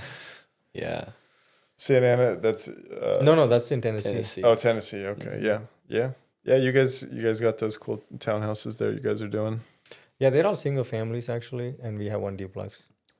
one duplex. Okay. One duplex and four single families. Nice. And those are all new builds. They're all Mostly. 3 are brand new builds, and then one is like I don't know 5 5, years 10 old? years old, Yeah. and then the other one is Basically new. 80s. Yeah. Yeah. It was in a nice area too, like really close to all these amenities and theaters and coffee shops and stuff. Nice. When I walked it with one of our coaching clients, and he's like, "Oh, I'm gonna buy this out from under you guys." You know, this is nice. We've been walking properties all weekend, and then and then we quickly realized he wasn't quite ready for that, and we're just talking out of his ass. And love you, buddy. I know he's listening. And then we bought it, and in a way to like put a fire under his butt because he started this other thing. I was like, just so you know, we bought that house. He's like, what? I'm like, yeah, we bought it. It's ours, dude. So I want you to have this as well. Action. That's but- right. You just got to take action. But yeah, man, I'm really interested in all the stuff that you're doing because I'm also thinking to do some kind of build, because we're not really cash flowing, to be honest, that much. In Tennessee, we bring in a few grand, It's not but much. it's not much. And in Orange County, well, technically all of our portfolio breaks even and we actually make some money. But because now we are hiring people to manage the property, so that costs about 40 grand a year for us right now. And we're spending that kind of out of pocket. Yep. So Asset management for the whole portfolio. yeah, right? mhm. We have a VA and Jenny managing it for us. Yep. Yeah. Thank So God. yeah, it's a costing lot of us work. maybe 3-4 grand a month, and then we can't cover all of it right now with our properties itself. So, but we're spending Yeah. so much money on rehab and stuff. Yeah. So we're planning to actually make that spread this year, the Yep. 3-4 grand extra. Yeah. I mean, the you idea. know how to do it. I mean, obviously, I need to do this too. I mean, look at all my properties. I sold one of my duplex in Desert Hot Springs just because I was just throwing money on this Costa Mesa house. So at one point I was like, yeah, I'm probably gonna need. I like listed it and then I got a good offer on it. I at that point I didn't need the money released, but I still sold it just so I can have the capital and say I can jump on something if I see it. But yeah, it's no, I hear you with OC. I mean, like I said, if I have an extra few hours in the day, I mean the ADU play all day long. I think that's the best play. Yeah, unfortunately for us, the Costa Mesa homes we have, this and the other one Drew lives in, it already has an ADU, and since we live there, I don't really want that high density, of stuff here. Yeah. You've got like a shed back there too. I do you have a looked shed. into that? We talked Yeah. about it. Yeah, I do have a shed there, but that's what I meant. Like I live here, I don't Yeah. want to do too Yeah, much. I'm yeah. 40 this year, turning 40. Right. Wow, that's old. However, I could move the tenants from the house to the shed, right? So Sure. that means I could live here more. The property value will go up. And Paul Areno is the same. He doesn't have a lot of space to Right. build another ADU. Well, we got we've got some big lots out there. So, but Inland Empire, the ones that you're managing, 3 of them are half-acre lots. Yeah, big. And they're all duplexes. And there's enough space to easily build 1 or 2 more. Yeah. So that's something that Are those religious guys still at that Yeah, one place? yeah. They're the good. best. they're the best. Yeah. I love them. Yeah, They're I really mean, cool. you gotta. I mean, I've got. I'm sure you've got ADU guys too. We check it out with the city, see what you can build, and And Yeah, I just- want to see all my interest rates in Inland Empire are pretty nice. So I don't plan on refinancing No. that anytime soon. yeah. So I might have to get a secondary kind of loan or something. I don't know how that will work. Line of credit, or I mean, are you? I'll give you my prefab guy, and then I mean, it's That's a different loan. It's well, just on the loan. yeah, on it's the- a on the different, it's a product. different loan, yeah, and it's like I said, good rate, and yeah, I mean, it's because you're talking about 150 grand. I mean, your payments. Nothing. Yeah. It'll easily Mhm. cover from the rents for sure, Mhm. and it's brand new, right? So Yeah, It's brand new, People, Christina will be happy to rent that pretty easily. Yep. You know, if you're ADU, Jonathan, remember the Asian guy who Yep. comes to our Jonathan stuff? Mitchell. Yeah, he's having a He's- get together tomorrow. He yelled at me to come. Yeah, he's all ADU. So He's all he's cranking. He's cranking. I mean, he's in San Diego. I mean, that's the market to be in ADU because they love him there. I mean, he's got some Chinese labor or something. Dude. He's building it for like $100 a square foot. well, yeah. I mean, he's in the game, so he gets You know the best vendor part? pricing. He's not even Chinese. He's like Hawaiian or something, but yeah. I think he's Vietnamese, right? Vietnamese. Yeah. Yeah. But yeah, super nice guy. Nice guy. I love how motivated he is, and he's next every time he's throwing a meetup, he's shaking hands, and he shared with me. I mean, he's got some good investors. You know, he's really focused down on kind of his business plan and what he's doing. So, I mean, investors kind of resonate with that. Like, hey, you know what you're doing. You're in the field. You're finding opportunities. All he needs is money. So he just talks to. You know, he's got 3-4 people in his pocket. Now he's got all of his deals. Anything he finds that's good, he'll fund it. No problem. Nice. So what's next, man? So Yeah, what's the next move? 2025. Are you? Do you let the listeners know, like, how are you spending your time? Are you constantly seeking more like real estate, like people who are in the game and like trying to meet them? Or are you just hanging out, and if you come, they come? Or are you making an effort to kind of like hang out with I people? need to make more of an effort. I mean, yeah, I mean, I need to be cooler like you guys and throw parties. And Be cool, man. yeah, I'm trying. You could just come to the party. I can come to true. the party.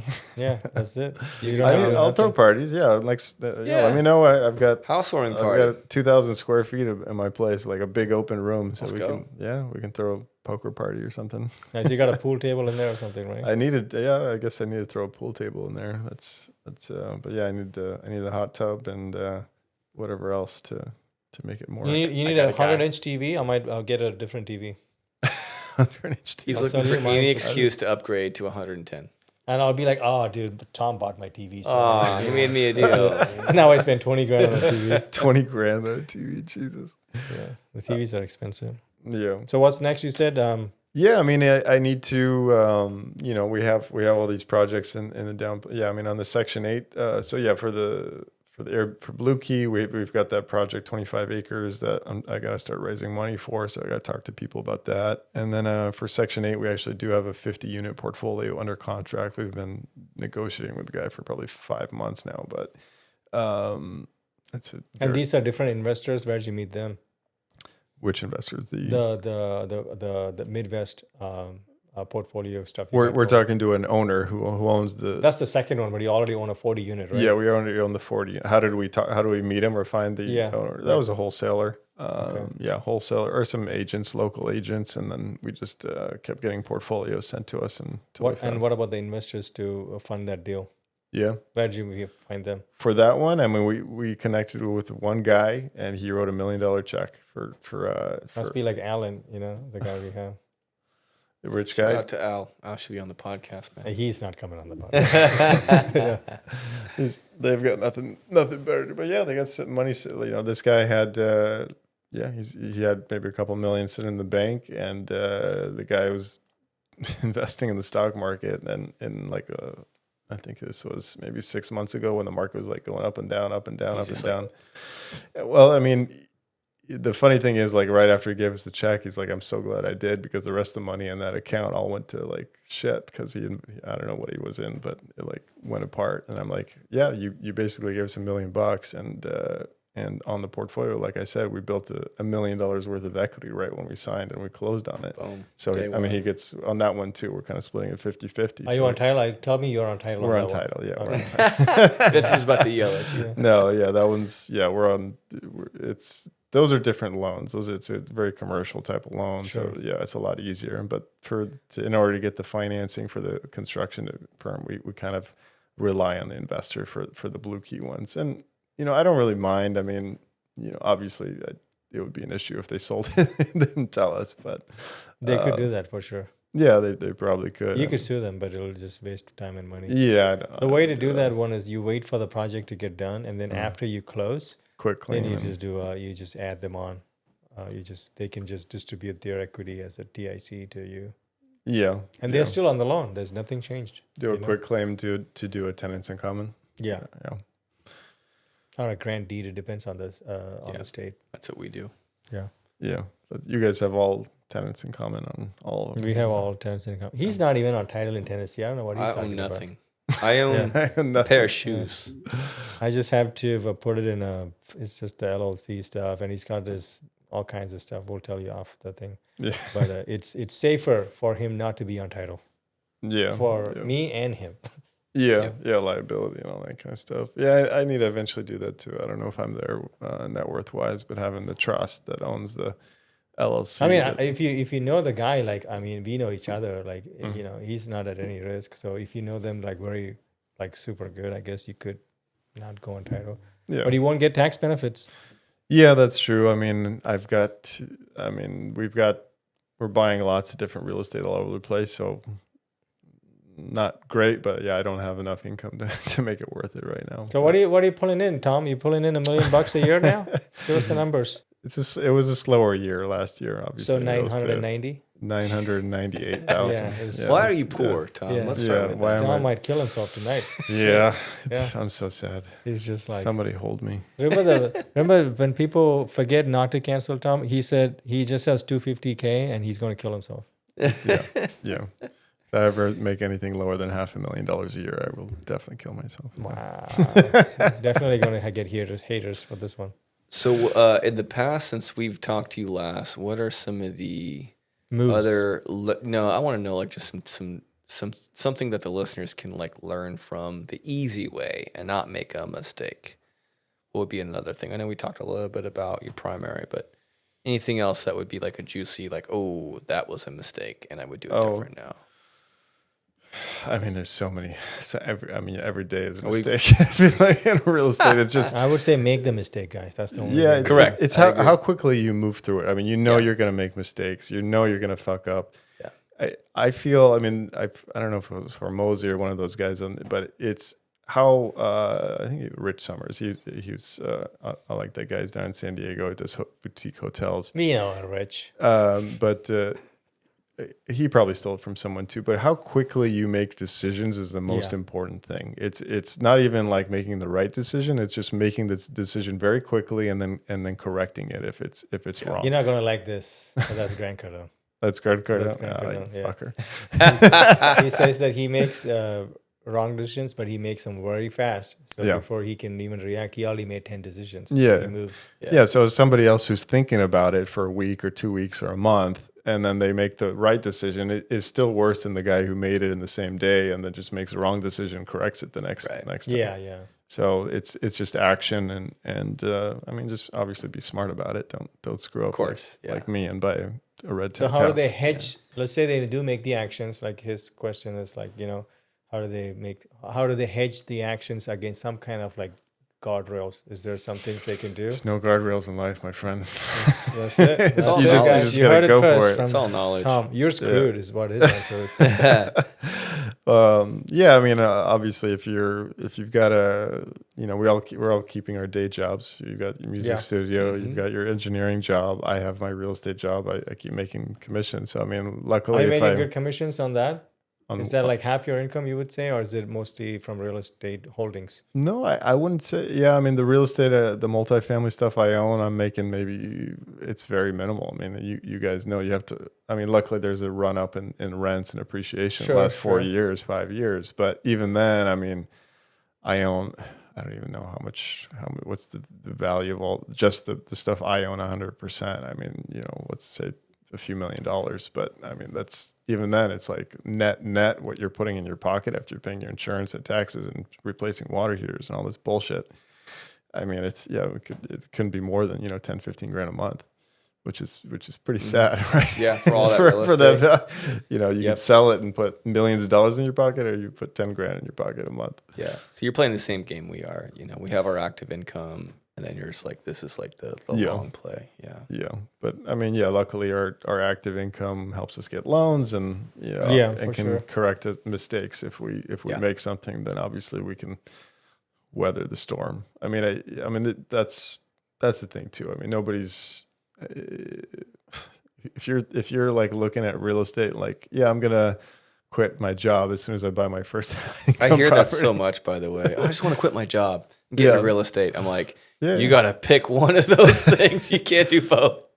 It's so silly. I mean, they just don't understand. I mean, it is easy. So here's the caveat though, right? For the quitting a job, if you're a loser and you make $7.25 an hour working at Walmart, you can quit your job easy. You can only do one deal a year in Orange County. You make $30K, right? You sell $1 million home.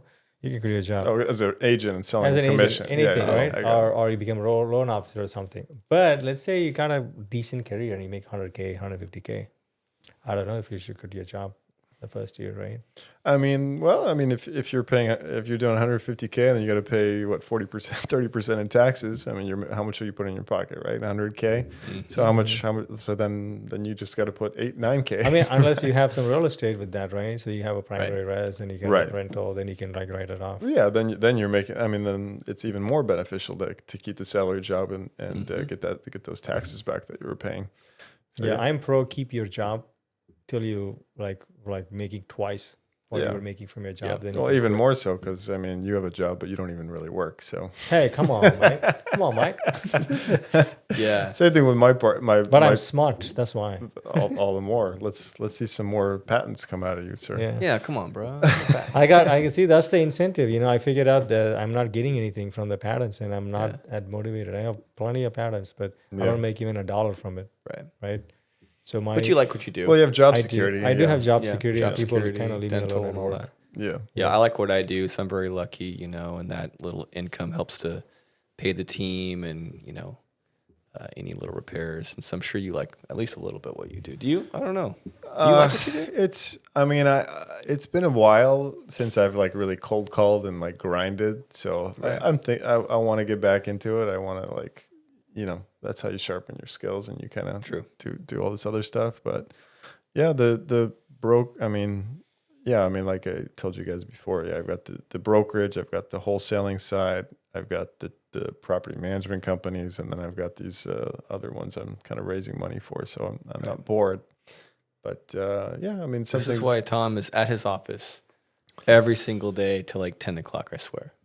I live there. Yeah. The wholesaling is still pretty profitable. It's tough. It's just the wholesaling I just kind of use as something in my back pocket. If it's so difficult to even I called it just to kind of cold call a little bit today. I called it an owner. I was actually for my wholesaling side. It was somebody the VA's connected with said, "Hey, I'd look at an offer," and then so these are leads that I get in every day. And then I called this guy, and he's like, "This is the 10th call I've had this week about my multifamily property." I'm like, "All right, no, well, I can offer." So I'm trying to come at them as a consultant, like, hey, I can, I have a property management company. We can definitely assess the property for you, see if your rents are at market, raise the value of the property because the value that you gave my partner, the wholesaler, you asked for $6 million in its current value, and the rents you're getting, it's maybe worth 4.5. If you want a $6 million valuation, then I need to be able to raise the rents help you raise the rents on the property,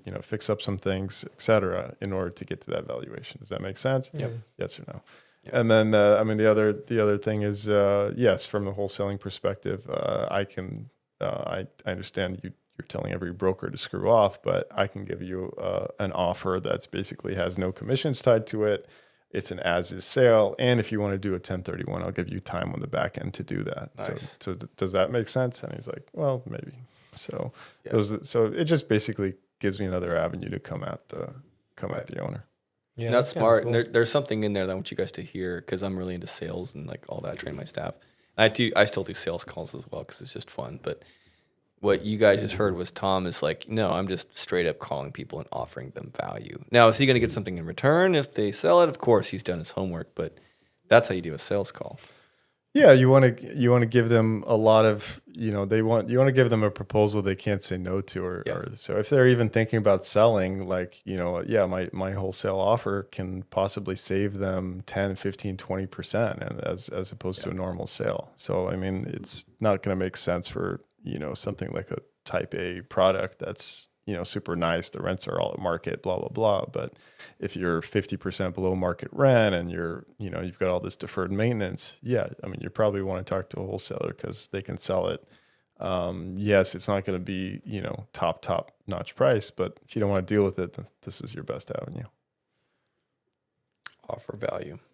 Yeah. Yeah, that's an Mosey thing. He's like, what does it make the deal? Make the offer so ridiculous people feel dumb. Can't say no to it. Yeah. Oh, it's gold. Yeah. Man. $100 million offers, $100 million leads. Yeah. Those are, good. His good even books. just his free content is like just chocked full of nuggets. So yeah, shout out to our boy Alex. Yeah. He needs the help on social media. He needs the help.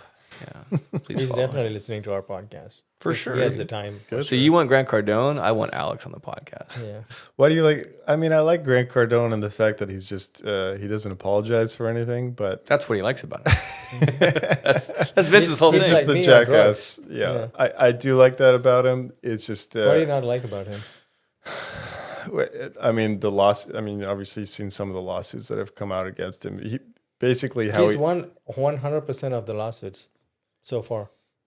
He has never lost a lawsuit. What lawsuits? For what? The ones, I mean, there's two I'm thinking of. One is the multifamily one where basically, I mean, his audience is basically all these like, guys who've got like $5,000 in their bank account or whatever, but they, like That's me. That's why he doesn't do that fund as much. It's right. Like, So that guess who's in that fund? Me. for Because $100, I'm how much did you put in it? I was put like a couple grand because I get all the documents from him and I see Right. how he's running the Exactly. stuff. It's like really good. So for those types of funds, because most of the people who are investing in those funds, he has to do it in a certain way, right? Mm-hmm. So I mean, this is what they've accused him of: is basically he buys the property initially, and then he sells it to his own fund at a higher price, and then he has all these fees and things in there that basically.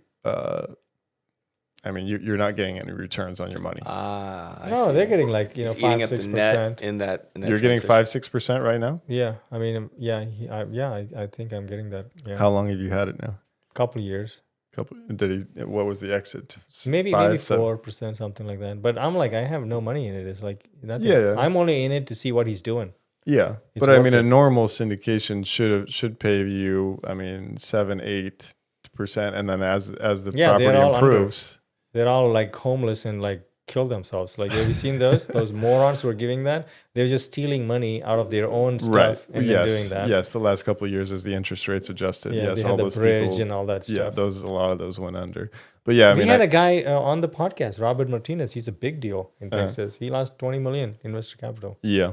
It's Yeah. crazy. Yeah. That's. I think I heard about that guy too. Yeah. Yeah, And because then- he had a floating rate, it doubled, and it just gone. That's nuts. I That's mean, on nuts, top yeah. of that, the insurance, Florida and Texas, the insurance costs all went up and Mm-hmm. they got screwed left and right. That was it. That was just the interest. You didn't like his payouts. And Well, you're like, I mean, I'm done with this guy. Well, I didn't like the fact that he's buying the property. I mean, let's say he buys a property for 30 million and then he sells it to his own fund for 35 or something like that. I mean, I think that's kind of a jackass move. But and then the other thing was the health business. Did you hear about Yeah, that? with Gary Brecker. Yeah, so that guy's going on all the podcasts, social media, Yeah. complaining about him and saying, but When I see that, what it reminds me of? Two rich people having a good time online.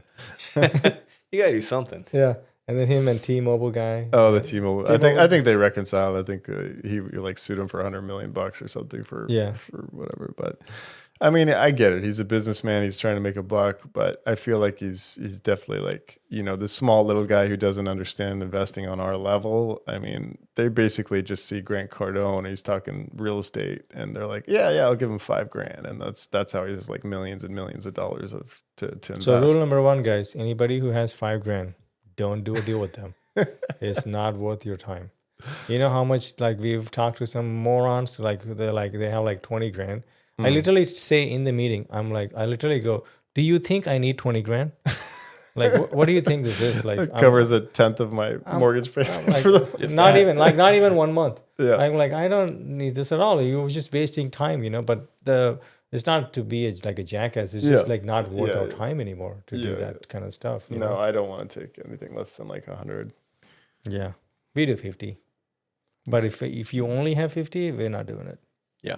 Like if they only have 50,000 in their bank, that's. And we have to like you as well, like for real though. Oh yeah. You're stuck with them. Yeah, it's like you have a child with them for at least a little while. You know? So yeah. And like all of our the people we partner with, like we're like very close with all of them.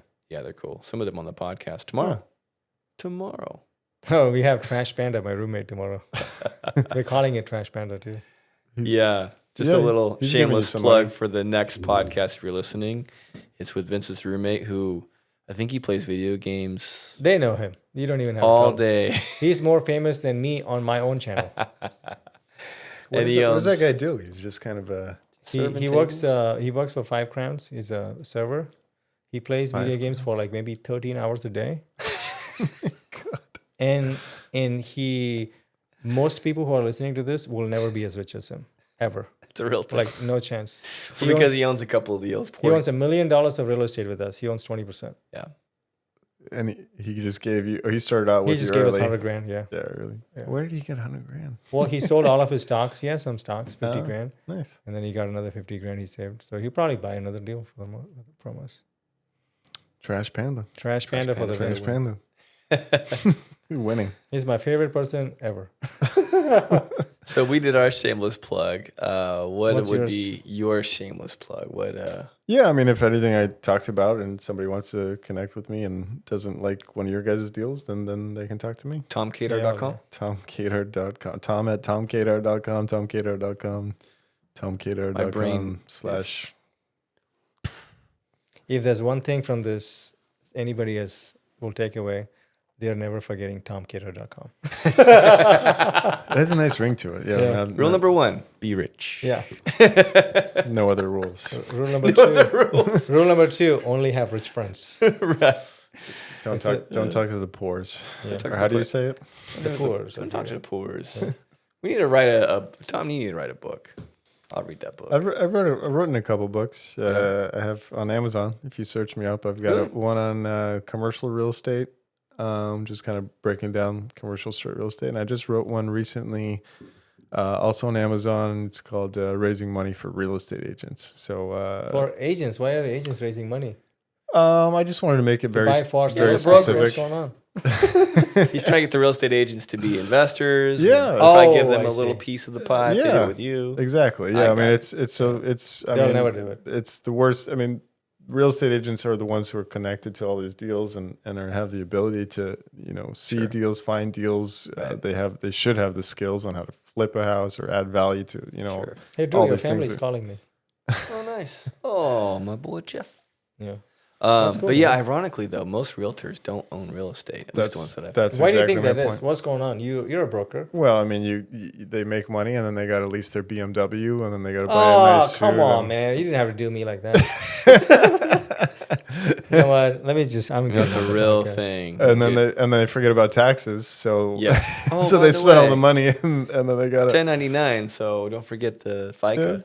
Yeah. No, but yeah, I mean, obviously the ones that are doing real estate well, I mean, they get into flipping and then they do all this stuff. But I mean, I every time I talk to a real estate, even a high end real estate agent who sells, like 30, 50 million, 100 million, they don't know what cost segregations is or bonus depreciation or all this other kind of stuff. And then they're the ones who can benefit the most from it. If they say they're a real estate professional and their taxes, I mean, they can basically wipe out their tax hit completely. Yes. So And it's like a layup because they're already a realtor, so they're already working the hours. They're already in the game, front row seats. That's why I became a realtor myself.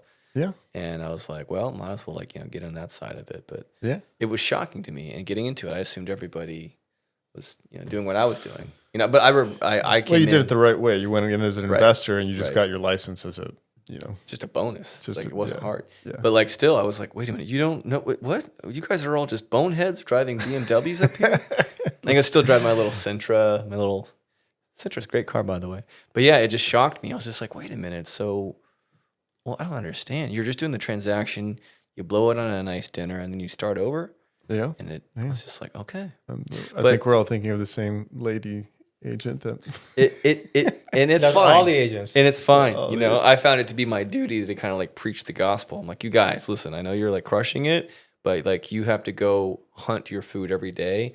I'm planting bushes and trees so I can forage. I'm planting the garden, as it were. That's we all read the Purple Book, Rich Dad, Poor Dad, and that's that's that mindset so early on obviously pushed me into real estate, owning businesses, and going down that But path. speaking of, I did want to kind of pick your brain. What are some other books that you might recommend for us? Oh, I've got about 30 of them that I can't remember a single title on. It's sitting on my bookshelf that I haven't touched. But yeah, I mean, I don't even. Well, you're more of a podcast guy. I remember asking you this at the first podcast. You were like, I just listen to podcasts. Oh, that's true. Yeah, I listen to at least 5 to 10 podcasts a day on 2x speed. I try and get through as quickly. But at this point, I don't even. My commute is 8 minutes from my work to my house. Yeah, it's a little tough. Yeah. So I just basically read the notes. If it's something I'm interested in, then I listen to it. Nice. But yeah, bigger podcasts. What's the guy? Bigger Pockets. Yeah, Bigger Pockets. Yeah, good resource. Yeah, there's I mean, you pick them. There's 24 that have, but they're pretty much on repeat on kind of the knowledge that they're giving out. Yeah. Now.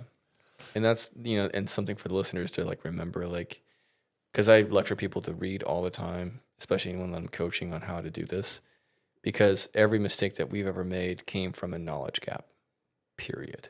So it's either hire a coach like us, or voraciously be a reader or a listener of podcasts.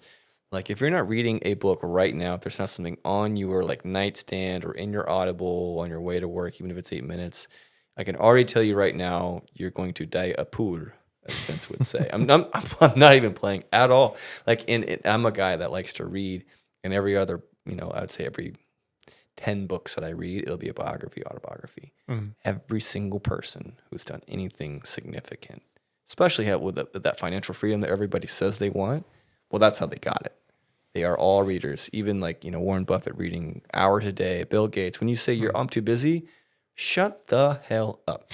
These guys have crazy amounts of people coming at them, things to handle. Even Tom, I can't even keep up with how many things you're doing, and you're still making time to listen to podcasts, even if it's a 2x speed. Figure it out, optimize, become smarter every day. I mean, that's such basic advice, but again, I know you guys are bored. You're why is he doing that? Why is he ranting about this? This is of course. I'm yes, but no one does it. Yeah. And it's but I'll reiterate your point. I mean, if you actually are serious about this and you see somebody that's doing what you want to be doing, coaching. I mean, what you guys are doing and kind of walking people through. Some people are for the accountability. Some people just kind of need the hand holding. A little bit of both usually. I mean, I've done coaching at least 3 or 4 times now with different groups on whatever I wanted to learn. So it's 100%. It makes sense. Yeah. I think if people want to do it, they will figure out a way to do it. Yeah. If they don't want to do it, I don't care. Don't Don't do it. Yeah, let's figure out a way not to do it. Yeah. Find your why. All right. Yeah. Well, I think we're hitting about the 2-hour mark, it looks like. So, Tom, thank you so much for your time. Thank you. Vince, any final thoughts, words? For people who probably don't know this, but to get a hold of Tom, you go to tomkadar.com. I'm changing my website. But don't do it unless you're rich. Yeah. If you're not rich, he's not going to talk to you guys. And remember, it's 100K or don't call him. Yes. Okay. 99K. Don't 99K. call me. Don't Kill yourself. Save that. Get that extra grand. Oh no, it's under 500K. Then you're poor, right? Yeah. That sounds like you got great deals. So it would be wise to reach out to Tom. Yeah, I'm happy to all just seriousness. talk to people too. I mean, if you have questions or just need a resource or something, there's always somebody who reaches out to me. We better get on a deal, man, by the time you come back again on the podcast. Yeah. That's what we should do. Find a deal. No, we should just do Together. a deal together. sometime. Yeah. Yeah. Seriously. Maybe later tonight. We're sitting. Hell yeah. Hell Yeah. I have an extra room. Yes, we're canceled for sure. Oh after yeah. this. And with that, thank you for listening. We gotta go. My family's calling me on the other We line. were canceled. We were canceled an hour ago, for I the know. record. Oh yeah. Oh, I forgot to hit record. Oh. Oh. All right, guys. See you. Bye. See ya. I don't know about you, but I definitely like to see 5-star reviews on any service or any product before I purchase. Please take a second to leave us a 5-star review, whether you're listening to it on Apple, iTunes, or Spotify, or whatever platform. Take a second, goes a long way, helps us a lot to grow the channel, and thanks for listening.